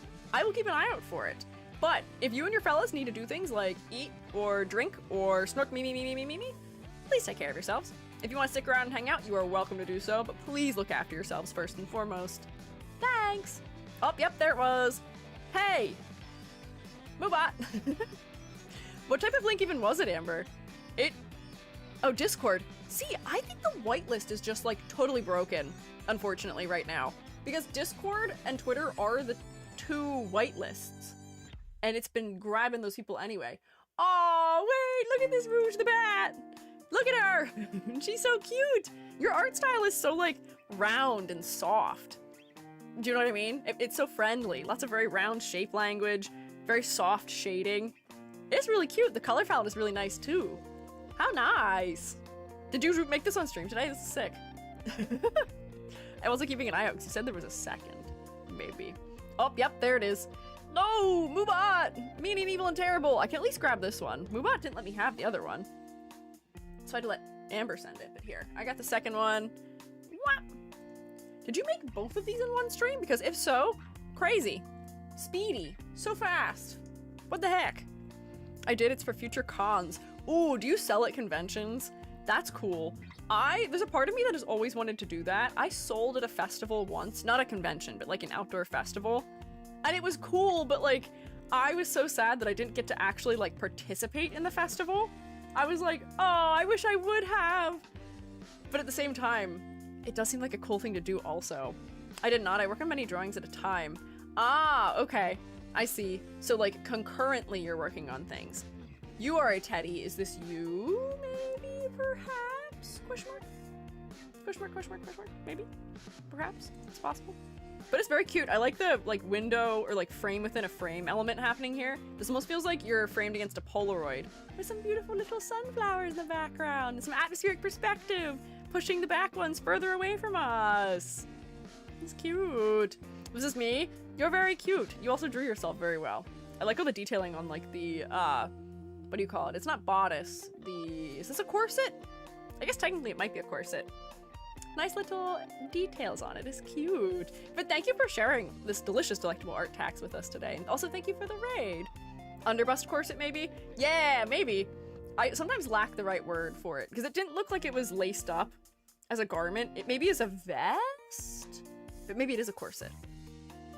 I don't know. I'm not sure. Thank you for allowing me to share. Of course. Thank you for sharing. I appreciate it. If you and your fellows would like to help us with our critiques, you are welcome to stick around for that also.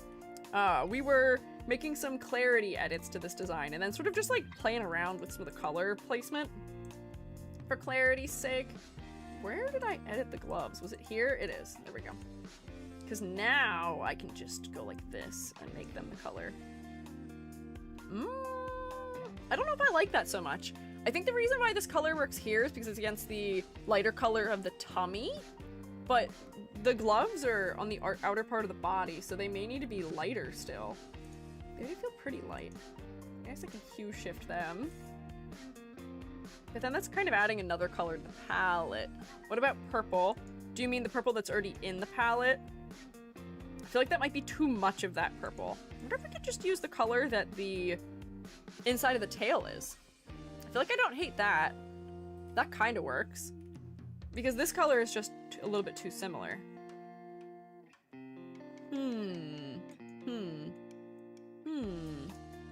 Spade belt buckle would be cool. That's fair. The belt buckle is a diamond right now, which I think is trying to repeat the shape language of the... Not sleeves, the bracelets. God, my language skills are not here today. But like, I feel like this is the best solution so far. Goodness, I make designs for a game, so I think I have skill, but maybe made my VTuber so simple for my own sanity. True and fair and real, if you're gonna draw your VTuber 8 billion times, it's a pain in the butt when you make it complicated. I enjoy that I didn't overcomplicate myself. Although this is my summer outfit, which is maybe a little overcomplicated, I feel. Should be bouncing since I need to sleep soon. Oh, yeah, get your snork memes. Thank you for stopping by, though. I appreciate it. But yeah, sleep well. Yeah, so, gloves. Gotta do something with them. Did I start grading? I did. Oh, silhouette. We need a couple elements that are asymmetrical, because you feel maybe a little bit stiff right now, and the aesthetic that you're leaning into is one that does trend towards a little bit of asymmetry also. So, more asymmetry. Complexity versus clarity. I think that the level of detail here is totally fine. I'm not too worried about it. I do enjoy the way that you've integrated the spades into the clothing. You've got spade-shaped cutouts in the back of the hands, in the top of the boots, in the like stomach area here. I think those are all cleverly handled, and they don't feel like they're too overwhelming. Some of the elements feel like they could be personalized just a little bit more, but at the risk of making the design more visually complicated, I don't know if I want to suggest that. For as much as we could personalize, like, these belt buckles here, I'm trying to think of what I would do to their shape that wouldn't make it too overwhelming. And I feel like the idea I'm landing on is just making them like a horizontal diamond instead of a square buckle, because you already have diamonds as a shape in this. And as long as I'm just replacing an element with another element, we shouldn't be increasing the level of detail too much in a way that would make it hard to look at. So like if you had... Come on, smaller brush. There we go. Belt buckles that were like this, and then this one's smaller, and then this one is like off to this side and off to this side, and then this one is maybe like centered or something. Those will be more specific in shape, and then they're echoing the shape you've already used in your bracelets and on your belt. Not everything has to be a spade, because if we make everything a spade, it's gonna feel too redundant. So that'll add a little bit more variety, perhaps. But otherwise, I think your level of detail's fine. We already took points off for clarity up here, so I'm only gonna take a little bit off there for it. And for the belt buckle modification. And then for concept and motifs. Spade, a character from a video game that gained sentience. Interesting. So the low poly, I think, makes it much clearer that this is a character from a game. And this is something where style can be the entirety of the solution. I feel like there is even a more specific low poly style that could have been used here that would work even better for you, which is a PS, like, is it PS1 style? Where you don't have any transparency in elements, where every limb is sort of separated too. Because it to me right now looks like there is geometry in the elbows being spent to allow the arms to bend, but older models didn't do that. Oh my god, wait, do I still have mine open? I can literally show you what I'm talking about. Hang on. hang on, we teleport. I can literally show you what I'm talking about. Hang on, go here. Oh, yep, teleport. I love that it works going to this room for some reason. So, low poly guy. To keep your polys low, you make the arms their own separate object, the legs their own separate object. This has very low articulation, so I haven't done it, but you would make the, like, bottom half of the arm a separate object. From the knee down, a separate object. The hand is separate. The foot is separate. Because by doing that, you make it so that the articulation points are just sort of rotating around an area instead of having to build geometry to make things bend, which is what I did here. Like, this leg bends. This is so much wasted geometry that I have to clean up, but it was so that these legs could be rigged properly. You will look more video game aligned, perhaps, in a low poly style, if that is carried through. And similarly, I feel like your texture resolution could actually be reduced. I feel like you might look more like you are from a video game if the pixels, the individual pixels on your design were bigger. A lot of older games also didn't use cell shading. They used smooth shading because they were intending for the models to be seen on a CRTV where all of those pixels would be blended together a lot more, and they're giving an illusion of depth. So those might be things that would benefit you stylistically. How do you make them bend if they're all one object? They don't? Well, hang on. If it's all one object, you just rotate the object, essentially. So, like, you can see my arms rotating here. If they are all one object and you need it to bend sort of within itself, you add geometry to allow it to do that. So, like, if I go like this, you can kind of see it while I'm bending the arm. This is kind of confusing. Turn off everything. Or so. There we go. Can you see all those lines on there? That is geometry, which is what their arm is doing right now. Their arm has this geometry, so that way it can bend, and the geometry can move to allow that bend to occur. I haven't perfected this yet. I need to move this further up the arm, but I'm wasting a lot of geometry to do this in a way that older games definitely would not. I'm not building this within a constraint of this needing to be on some sort of console that has limited polygon space. Nothing but Taiki Shuttle and arms. But they, if they are from an older game, probably would want to be built around those conventions. So, just a good thing to keep in mind. That's me. Hang on. Let me go back to the room. So it collapses on itself? Yeah, that's actually how all of the rigging works on my current body. It just in a higher poly way, where it's not as easy to sort of see where it's occurring. But yeah, just style tips here. Come on, come on, ball. Yep, nope. We don't ball. We do not ball even slightly here. So, that's a critique stylistically, because I think that's the one element that isn't coming across as clearly as it could be, as far as your concept goes. Style, I think, can solve a lot of that. But the spade angle is clear, the fact that you're a dragon is clear, the aesthetic and fashion that you're drawing inspiration from are also clear. So, just push that maybe a little bit more. So, after all that, I think we can put that design on the fridge because it was also on the thumbnail. And I think that your shape language is masterfully exaggerated. The shapes are so fun. Yeah. Yeah, no, the current low poly is not, it doesn't look bad at all. I just think it could be executed, yeah, more closely to the aesthetic of that era, if that is the intent.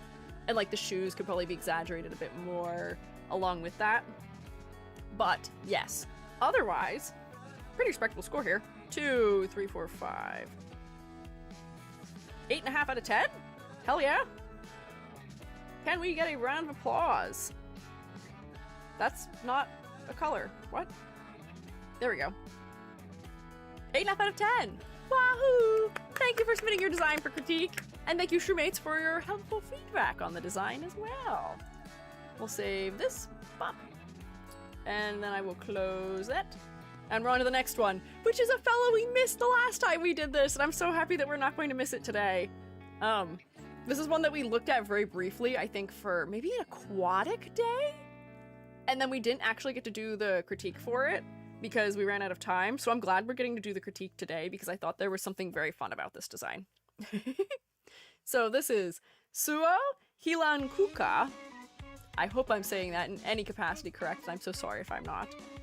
Who uses pronouns she/they and can be found at Suoti. Suo is a mix of a Nordic water fae with a big fish form in lore and a hungry, monstrous frog from Tuonella's River of Death, which is a headcanon creature inspired off of the Finnish Kalevala. The fish parts, tail, markings, teeth, are supposed to be a nudge towards a northern pike, which I knew immediately! I knew this was a northern pike immediately. I looked at that tail and I was like, I've seen enough of those in my lifetime, that's a pike. I know what that is. Her head sprouts 2 cloudberry plants, kind of like horns, that are part of her and can bear fruit with varying magical properties. She has a frog tongue, her name is Finnish, and a literal translation would be Swamp Cloudberry's Flower.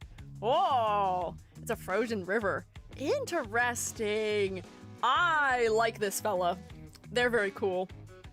The legs, being frog legs, are very interesting in their shape and their posing and their silhouette. Huge, giant, exaggerated tail is also great for silhouette too, I would say. The hair has some nice specific elements to the way it's shaped as well, being pulled back in a ponytail, having some little side dangly bits.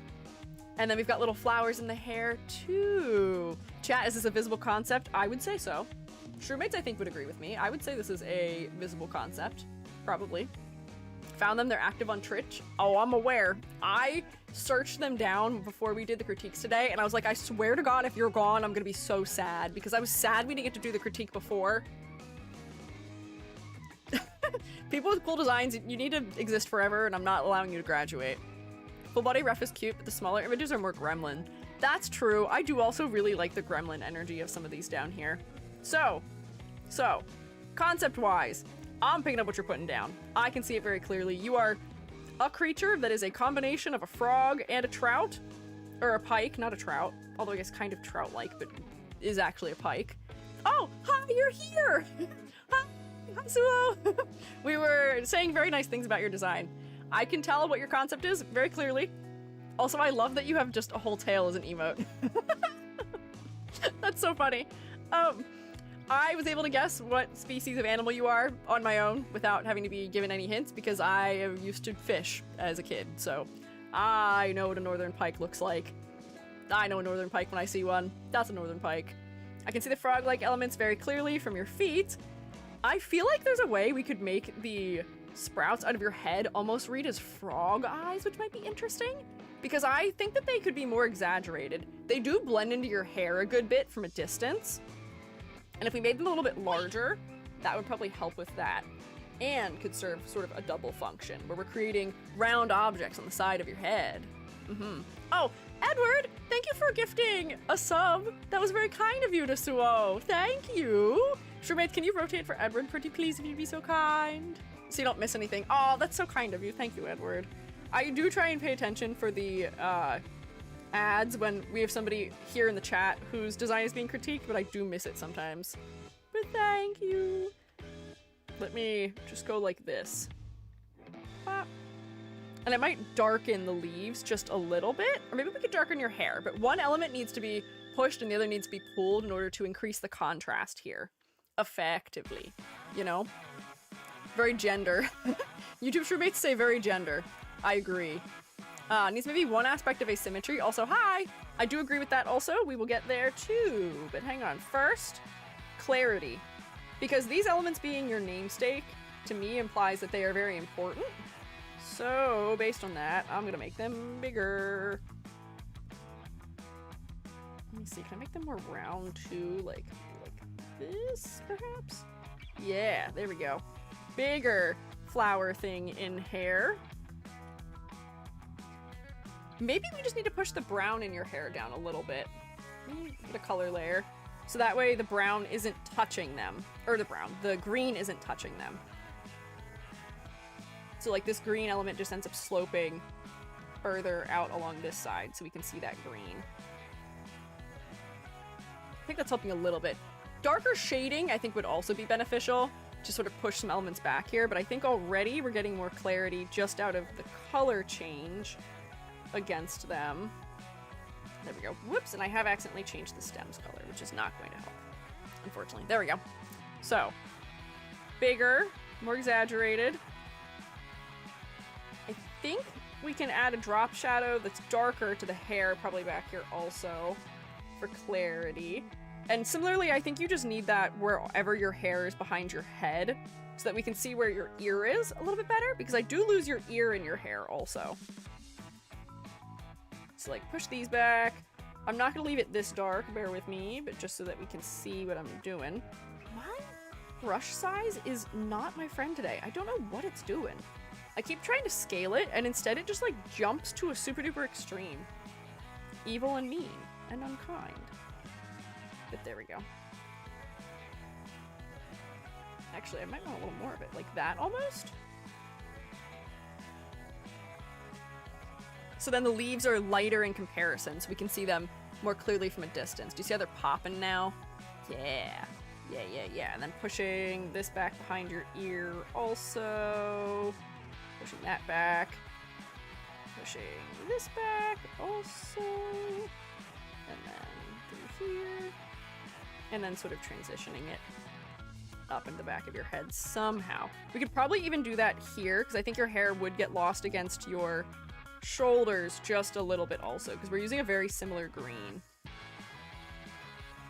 There we go. So I think that is reading more clearly. It's giving your head a lot more depth also. Definitely need to shade the head more. Yeah.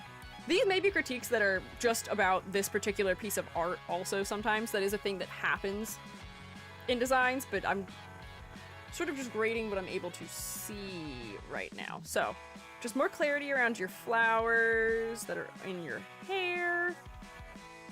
I think that maybe there's some areas that could use a darker shading color on them also, but this does seem to be mostly unshaded, so I'm assuming that's probably why.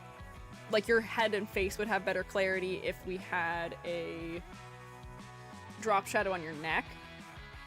But I think this is just an unshaded reference, which is not an uncommon thing to see.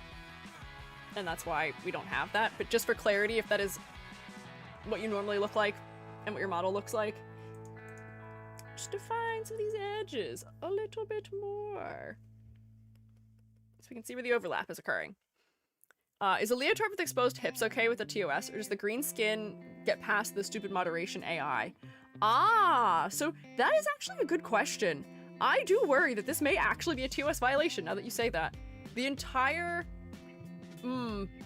pelvis needs to be covered in order for it to not be a TOS violation.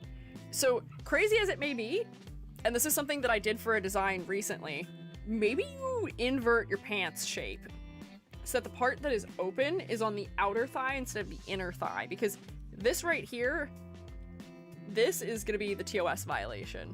I've not been TOS'd so far. While that's fair, that doesn't mean you'll be safe forever, unfortunately. We've seen people who have had a design that they've used on stream for years get bonked after literally using the design forever. So I don't think there's any amount of time that determines that you are safe or not, unfortunately. But if you move this to the outside of the leg, it might be able to make sure that we're not showing as much of the pelvis. Yeah. Color the pale skin green. That's true. I think that you may be safe more so than others just because you don't have a human skin color.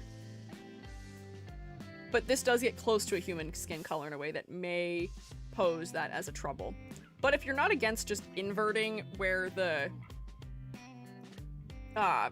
cutout of your pants is and putting the cutout on the outside instead of on the inside, that might just be a solution. I haven't done a lot of good things for clarity right here.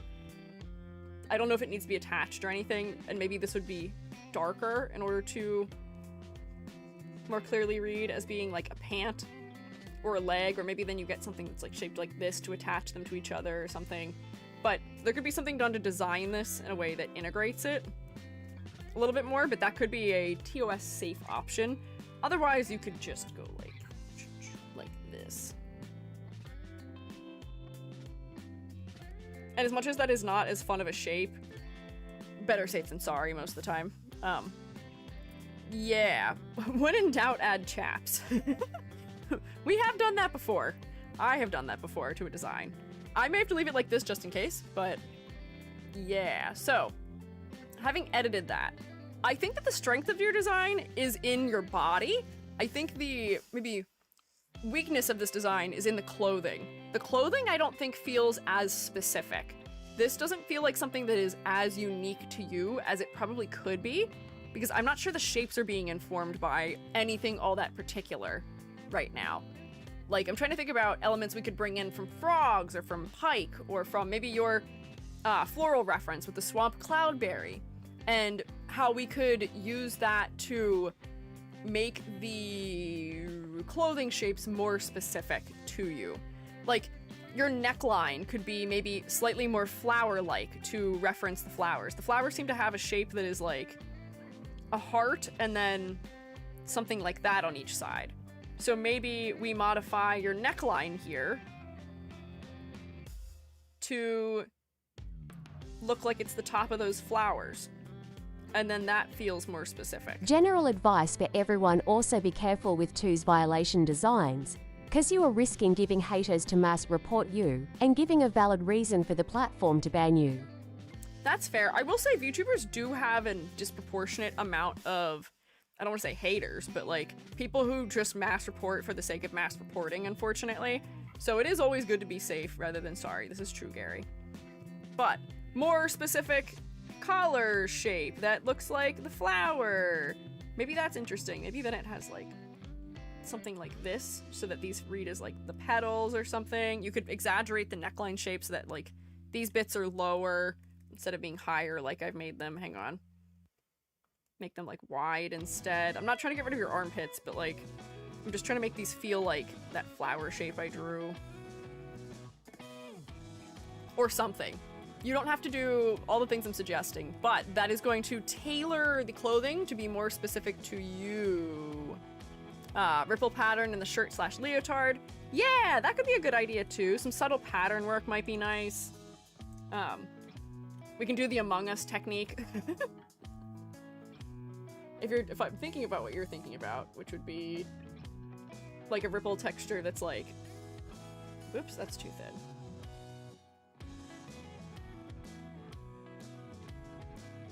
The thing where you draw a bunch of Among Us's and then you connect all the shapes of them to get a water texture. Because then you go like this and then like, oh, here's gonna be like a big one that's gonna be like in there. Among Us technique. It's just a good way of drawing shapes that end up being unique. Because then you get a little bit of like wobble and stuff. So like here's my next Among Us up here in the water. I love doing tutorials where they're like, yep, just draw an Among Us. Because I do see a lot of them. I'm gonna tone this down. This is too intense right now, but there we go. Like that'll be a circle. And then you take this whole pattern and then you offset it by a little bit and then make it darker. And then it feels like a water surface. Hang on. Let me finish doing this. And then this is my next Among Us down here. And there's his backpack. Whoop. I've got a little bit looser with it. Oh, because I zoomed out and now my brush isn't the same size. But if I turn that down like this, copy paste it, and make this a multiply instead of an add glow. And then I can move it like this so that it's offset. Now there's a subtly interesting texture, right? Among Us in the eyes too. Yeah, or like if you draw a whole chibi, you can just draw an Among Us and then make it a person also. Yes. Among Us technique for sad eyes. There's a lot of Among Us techniques. But you could flesh this out in probably a more thorough manner than I have. But then that is also going to make your top more specific. The texture on your pants does feel specific. It almost feels like it's a reference to like a stem or something that is like earthy or woody, which I appreciate already, so that's decent. But just a little more. There's a lot of Among Us techniques is a funny line. It's, well, how do you get somebody to look at your technique that you've created on the Twitter platform? You say there's an Among Us in it, and then people enjoy it. People think it's fun and funny. Scallop the pant hems. We could scallop the pants hems, and that would match the floral or like... Oops, hang on, wrong layer. That would match the floral and / or leaf-like elements happening. You could reverse scallop them if that feels too friendly too, where you could go like this, and then maybe this feels a little bit similar to the webbing of the toes that you have. Either or, but then that is customizing the hem a little bit as well. Among Us technique, emergency meeting! It's a complicated hand gesture that summons everyone. Yeah, we'll talk only by hand gestures. I don't think those guys speak to each other otherwise. I would like to add more fish elements on the top, since we mostly see VTubers from the chest up, and the only fish element is the tail. That's fair. I wonder if there's other fish things we could add to it. I'm trying to think of like fish motifs. What fish motifs do I have in the back of my mind off the top of my head? Originally chose more simple clothing for starters, and she's so much skin patterning that I thought the clothing would be a bit calm. That's fair. I feel like the way that you've handled the skin patterning doesn't make it too much to have some patterning on the clothing. If you don't want to go for patterning on the clothing, and you do seem to be maybe your own artist here, drawing yourself over and over and over and over and over and over and over and over again, maybe. If that is the case, I do understand wanting to go for an outfit that's not as overwhelming. But if that is the case, we may want to pick some garments that are more specific in shape. I'm the whole machine. Hell yeah, me too. I know how that goes. That's why I designed myself the way I did.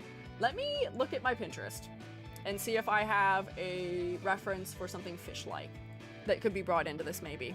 I think a lot of the fish and aquatic things I have lean a little bit more like sparkly, iridescent, tropical, but it still might be helpful.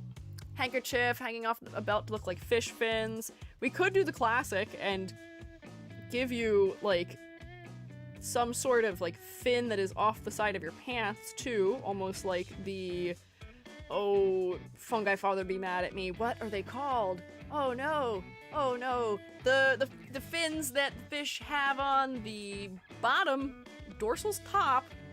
What are the bottom ones? The ones, they have two parallel ones usually that are sort of along the bottom edge of the fish. Something like that. But that could be good for both silhouette and fish-like elements. Ventral?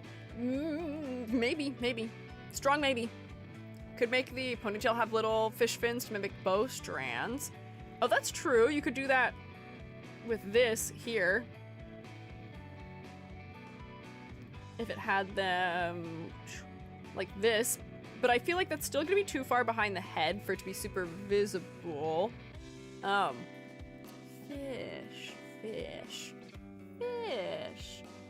I do think the water is helping.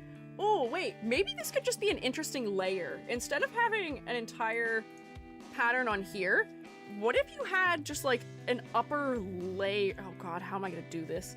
An upper layer that's like a shawl that you wear over top.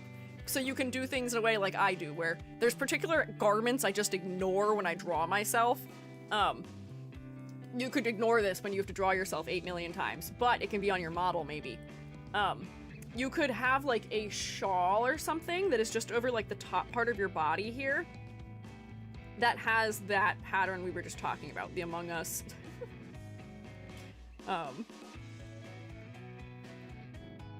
Thing. And then it's like sort of freeform, maybe there's a lot more of it at the bottom edge or something. But then since it's not like fully opaque, first of all, and because it's not covering the whole body, second of all, and because it's a garment you could remove, third of all, it gives you a little bit more flexibility. It adds something to silhouette. It'll have a lot of subtle asymmetry to it, especially in the negative space it adds to your silhouette. And it's like sort of like upper body weighting the design. Like a shawl made of the frog foam. Could be frog foam also. I'm just making it out of like just generally a water-like texture. And then you could have like a subtle like gradient on it or something to reduce the contrast. But yeah, the ponytail's like a fishtail. Is it also? Oh, it kind of is too. It's crossing in a way that's like a fin a little bit. But then this I feel could be like a nice specific garment to be worn over top that you could then remove and ignore when you have to draw it for like a chibi or something. Yeah, it can be a toggle on the model if you want, but also doesn't have to be a toggle on the model. Could just be something that you don't always draw yourself with. Like me not drawing my glasses ever. I never draw my glasses if I'm drawing myself as a chibi, because I don't want to do perspective. Even though I know easy ways to make it work, I just don't feel like it. Which you can't fault me for. And like maybe it sits under this collar or something. But then we're doing layering, which is inherently something that is good for fashion, I hear. There we go. And like the outer shape can be maybe interesting or something. And then here's like a big round one and something there. And all of those things. And it's not super opaque or completely opaque so that it's not terribly overwhelming. Oink! Yeah. And you're secretly an Among Us VTuber. Exactly. But if this was like maybe a little darker, like this maybe, and then had a duplicate of it that's like in here and offset and multiply. And, oh, I can make it a darker color. Maybe I'll just grab one of the greens from your body. And then it could just be something that adds a little bit of interest, you know? Just something. But even if you don't go for that, there may be something you can do with layering. I'm gonna just do a general EG suggestion of fashion research and seeing if you can even just pick a more specifically shaped garment. I think the pants are very specific already. The top is what I think could use to be more specific and could use to be ever so slightly less symmetrical too, as well. That'll just loosen things up. Similarly, you could make your hair less perfectly symmetrical. It's not drawn perfectly symmetrical right now, but I think all the elements have a symmetrical match to them. You could have your hair be longer on one side or shorter on one side in the front. Like maybe you didn't pull your hair all the way back on the right, but you did on the left. So then we get a little more weight over here as a result. But not on the other side, only on one side. I saw somebody also suggest catfish whiskers, which is interesting. Trout don't have whiskers or anything like that, I don't think. For some reason my brain is interpreting the shawl as those bottle holding plastic rings. Oh, it's definitely because I made them so big and so thick. If this was drawn at like a better scale, which with more variation in their shapes, I don't think it would read that way. I'm just trying to do it quickly, which is why it's probably reading that way. Whoops. Don't make it look like you're wearing a necklace made out of debris. Northern pike don't have whiskers. Ah, darn. Darn it. What else could there be that we could add for asymmetry? I mean, your flowers aren't symmetrical. Maybe you get like a second flower on one side. Or something. But just like, if you have enough little subtle things that aren't perfect mirrors of each other, they will add up over time to make the design feel just like a little bit looser. We just need one thing. Just one little thing sometimes to add asymmetry. Pond or lake scum. Oh, that would be interesting. I'm looking through my resources of aquatic-like things, and I think most of my aquatic stuff is also very ocean tinted in a way that may not be useful here. Oh, something as simple as like a scale pattern somewhere subtly could also be decent, where if you just had like this underlayer, instead of being like fuzzy, if it had just like a very, very, very subtle scale pattern, that could work. Maybe. Perhaps. Northern pike do have big lips, but I think that's a stretch. Yeah, I don't know if we want to go for that with the design here. Potentially not.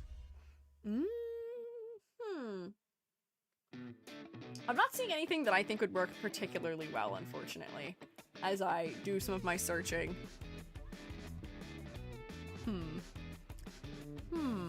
Green spots be more noticeable on one side. Yeah, maybe the spots could be more asymmetrical also, but I think we just need a little more asymmetry. Otherwise, your silhouette, I would say, is decently strong and decently recognizable. Let me start grading, because I don't think we actually did start grading. Concept-wise, I'm picking up what you're putting down, just exaggerate some of the elements a little bit more. Chain the ears into fins. We could do that. That doesn't add asymmetry, but that could add something more to the silhouette, too. Maybe. Perhaps. Perhaps. That would be a good hint towards the fish angle in the upper body, because you are right that I don't think we're getting as much of the aquatic angle from this high if we're seeing you in VTuber view. Like, some of the patterning feels like it is, but not all of it. Also, your ears are pretty low, so maybe you do have, like, they could still be, like, downcast, but, like, the fish type of fin ears. Oh, what is it? I need a northern pike fin. Come here, pikey. My aphantasia is striking again, because I did spend most of my life with a mounted northern pike in our bathroom. There we go. Come here, my man, the pike. Pike have really specific fin patterns, too. They're, like, kind of stripy. Put you over here. Bam. Okay. Oh, wait, hang on. Is there a difference between an American northern pike and a northern pike elsewhere? Because that might be an important thing to note. Potentially. Gills on the neck, not a bad idea. Gills on the neck could be a good hint. Especially if they add just like subtly to silhouette, because this sticks out a little bit as like the gill flap. It seems like pike don't have like a bunch of separated gills, they just have like one bigger gill area. So you could do like one wider bit where it sticks out and then have it tuck in a little bit underneath, and then we can maybe see that there's like that like division line here for the gills. If your ears were those fins, we'd probably want to keep it within this palette. They do have such round fins for being such a otherwise not round fish.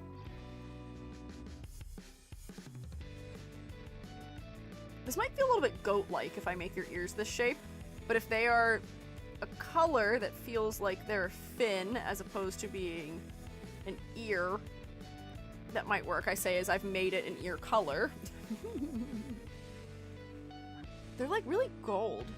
I don't know if I want to steal the golds from your eyes for that. Remove that.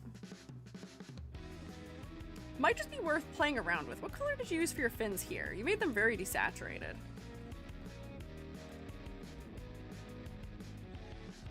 Oh, that is the same color as the background. Rip. Hang on. Grab maybe this one? Yeah, try this again. Finally made it for a stream? Well, welcome. Hi. Thank you for following also, Mystic M. Appreciate having you here. Try photo bashing the fin as a concept. The colors are just not going to work with this palette, though, if I do that. Which I think would make it harder to tell if what we're doing is effective or not. But I think this is just close enough to give us an idea. And then maybe you do get some, like, darker flecks in like the patterning on it, like the actual pike has. But then that might be a little bit more fishy. Fin ears do look cute. Lasso fill, e.g. God, you're so right. Oh, what is wrong with me? For someone who loves lasso fill, I really sure don't use it as much as I should. There we go. If you make the fin nice and specific in shape so that it is clearly the shape of the fin, that'll probably be good. Oh, maybe you can even have some of the flecks of like the gold in here, because they do have that in their ears, or in their fins, sorry. I think I'm losing it just a little bit. But then that'll be more fish-like on the upper body. Gills are more fish-like on the upper body. Do you notice a funny thing that I think you could add also as a pike reference? Pikes have that white ring around their iris also. And I don't know if that would be something that makes other people think of fish very clearly, but it does make me think of fish. And you could even shape your eye to be a little bit more pike-like. They have this, like, long inner line eyeliner situation happening. And you could give yourself, like, a stronger inner eyeliner, too, to feel more like them also. Big fan of putting white around a pupil. I like doing it also, but we can give you more fish-like eyes, which is just a fun sentence to me. Never in my life have I ever gotten to give somebody more fish-like eyes. Long bits on the inside. Yeah. Love this haircut of yours so much. Thank you! How are you, by the way? Hi! I'm glad you like my hair. I made it myself, although someone did eat it, so I can't take full credit. Eye stuff I should think about. Makes her look more unsettling. Ah, do you want to be unsettling? Because if so, you could really go ham with the inner eye eyeliner. And that could be very beneficial for unsettling nature.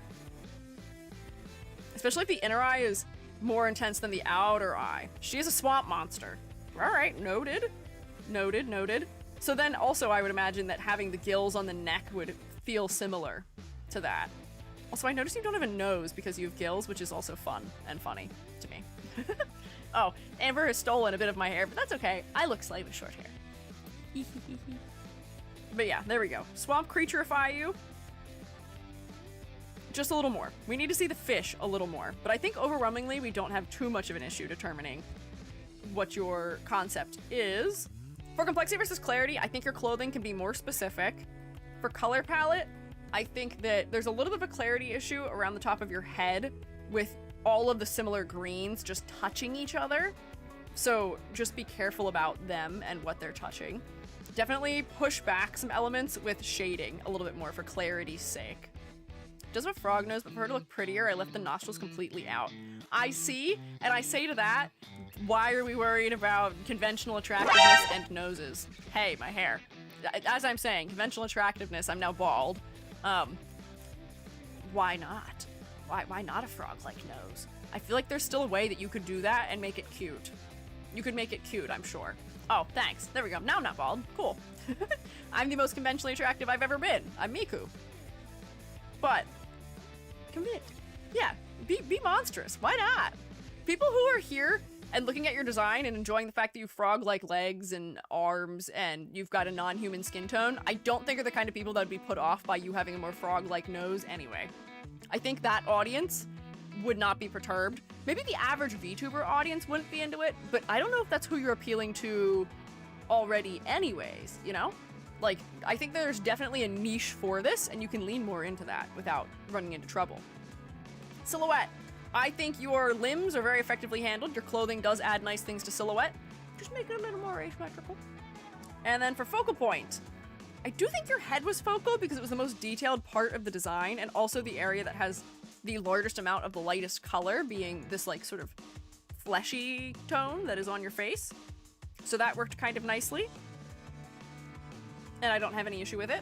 And I think that's a grade, more or less. Scoff at the average VTuber audience? Yeah! Develop a unique crowd! Yes, no, I agree with that. I think that the market for VTubing can be pretty saturated sometimes. And if you have a niche, that does definitely help as far as especially aesthetic goes. Where I do know that some people do prefer like cartoony versus anime versus whatever have you. But like, you know, I think that from the get-go, I don't know if it's a big deal. I know Rex does tend to talk about conventional attractiveness. I see you saying that conventional attractiveness could make a difference in the spectrum of VTuber earning millions or a VTuber who gave up and quit because not enough viewers. I hear you, and I would raise to that point you've made, Juniper. I would raise to that point. There's actually a bunch of VTubers who have definitely more monstrous designs who do very well for it because they are appealing to a niche, and it's not a small niche either. So I don't think that that is actually going to be the difference a lot of the times. Crimbo? Yeah, Crimbo does fantastically for being a very, like, I would say unconventionally drawn fella. That one crocodile monster girly. Yeah, I think that there are designs that definitely lean much further away from conventional attractiveness, and they do better for it because there is still an audience for it, you know? So I think that sometimes depending on who you want your audience to be, that can matter, but I don't think it always matters that much, and I think that an interesting design cannot save a disinteresting personality, unfortunately. I think that as long as you are an interesting streamer, you will do better with a less conventionally attractive model than a conventionally attractive person who is boring would. So there's a whole thing about that. The VTubing and the character design and all that can only polish you. It can't save you from certain things, you know? Yeah, Nilbog also, what is his name? There's a fella like Gamer Goblin Gary, who is also a just funny little goblin.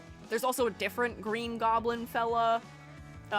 Kenji is pretty models, but yes, Kenji mostly uses the like goofy little sketchy model. I think that there's definitely space for more niche designs for models. You just have to know who your niche is and make sure that the other content you're doing is also appealing to them similarly. I also would have put your design on the fridge were there's space for 4. This is an unusual, e.g. 4 on the fridge day. Zora on the bear. Yeah! Vexoria, the Sun Eater, also being, maybe I would say, I mean, she still has a lot of things that are conventionally attractive about her, but she's definitely more visually off-putting than a lot of other designs are. Sklimbo, prior to his evolution, yes. Yeah. Fair. Yes. In offense, I've seen a lot of VTubers with decent or great personality, but their models, especially base art style and Vroid, held them back from growing bigger or stopped them from quitting. I do think at some point there is an inherent element of quality to be discussed here, where you can have a less conventional design as long as the quality is present in the design, where, you know, I think some of the problem with Vroid style designs can often be that they just aren't refined enough sometimes. And that ends up being what holds them back. But then again, that's also because they're trying to be VTubers in a sea of VTubers, and maybe they're not doing anything else that puts them into a niche specific enough, you know? What in the world is Sklimbo? He's a man now. He's truly a VTuber male now, but he was just a funny little guy drawn by Flork of Cows, who is the owner of the agency that Sklimbo is in. And Sklimbo just has a goofy concept, which I think benefits him. Just a whole silly time. Yeah. It can be hard to reach your audience even if they're out there regardless of what you do. True and fair also exactly. For every unconventionally attractive VTuber who is only being seen by 2 or 3 people, there's probably just as many conventionally attractive VTubers only being seen by just as few. It's a tough market, regardless. And I honestly feel like the better edge to give yourself is trying to be more interesting and do more interesting and unique things over necessarily having to look like everyone, you know? Most people just don't like base Vroids because they can look cheap. Yes, I think that is why they just have a not so great reputation, which is unfortunate. Need the perfect combination to hit big. Yeah, sometimes you need a little bit of luck. What do they say? 50% luck, 20% skill, 100% concentrated power of will. Thank you, Eminem. I think he says other percentages too, but it is really that. Kind of. You need to not give up on your willpower. You do need some luck. You do need some skill. A couple other things probably too. And that's what it takes. Yeah. Streaming in general is a tough market. Harder to get people to stay engaged for hour-long streams as opposed to short videos. Yep. That's how it goes. Ain't that just the way it is?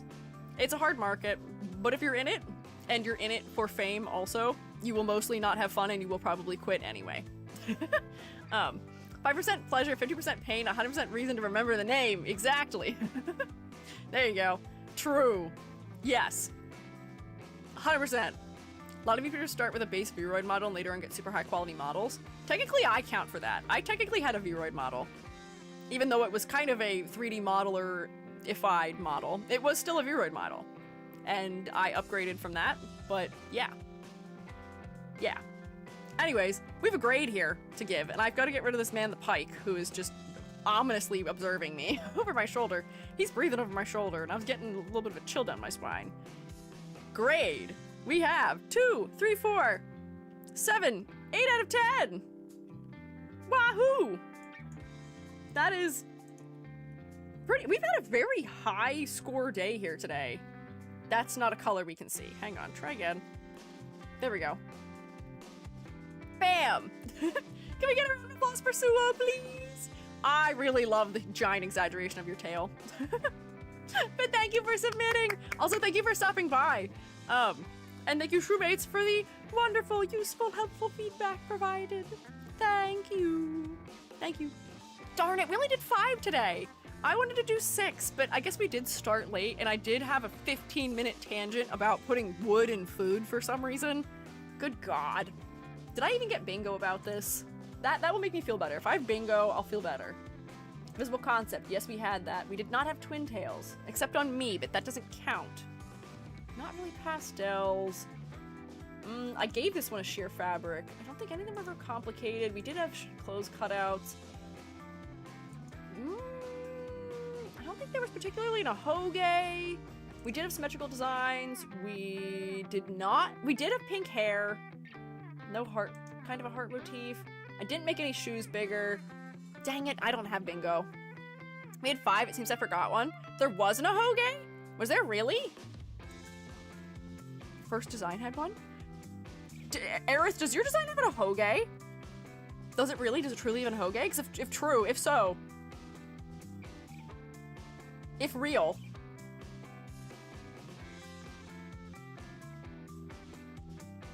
if that's true, hang on, wait. Bingo! And bingo was in fact their name-o! And by they, I mean me! Yeah! I've been on a bingo deficit for a while now. Did anyone have bonus points for concept? No. The only bonus points I gave today were just the EG usual bonus points. Yeah! Bingo! Yeah! Okay. What a good way to end today. We got bingo! I'll take that. Let me pay out the prediction also. We still have this fellow that we haven't critiqued though, and I really have to make sure we get to them at some point. Because we have had this one also saved for a while, but not nearly as long as Suo's was saved for. misspelled bingo because no one had too similar hair and skin color. Oh, no. Wait. Yeah, no. No. Their hair is their skin. So I think you were just doomed from the get-go on that one, just on concept alone, unfortunately. But nice try. Let me pay out the prediction. Man, I've been doing better at getting through 6 recently, but I definitely had some things working against me today, and you guys knew. We started late, you knew it'd be 5. I'm actually surprised more people didn't guess 4. YouTube was also right in guessing 5. You guys know me by now, I guess. 5's still not bad, though. That's why I don't participate in bingo. Why? Because you don't want to lose bingo? Or do you mean the predictions? You don't want to lose your points. But, I think that is all for me today. I did go over by about 10 minutes. That's not too bad. But I think crits were good today. I had a good time. Wednesday, I will be back. I will be designing some Cookie Run Kingdom, or not designing, rather, redesigning some Cookie Run Kingdom characters to make the designs more effective. And I say some because I can probably do multiple, because they're kind of simple to design, I would say. We'll see. If you have suggestions for Cookie Run Kingdom characters that I should redesign, stick them in the suggestions area of the Discord server if you'd be so kind, if you'd be so willing. I'll do my own research and see what I find, but I will hopefully try and pick some out before stream on Wednesday. Whoop, my shirt's being funny, there we go. And Friday, Shrinky Dinks. Buy yourself some brownies that have number 6 plastic on them if you would like to make EG merch with me. Yay! Wahoo! But thank you all for joining me here today, and thank you for all your wonderful suggestions, as per usual. And I will be sending you off into the great beyond, known as either raiding or just nothing. Nothing. EJ, can I submit a design if I do on physical media? For critique? Yes. Absolutely. For shoresies? Yes. Go for it. Thanks for the stream. Thank you guys for stopping by. Happy I could be here. YouTube Shroomates, I will bid you farewell. Shroom you later, but let me just send the critique form. It seems like that may be needed. But thank you for joining me. I will see you guys on Wednesday. Bye-bye now.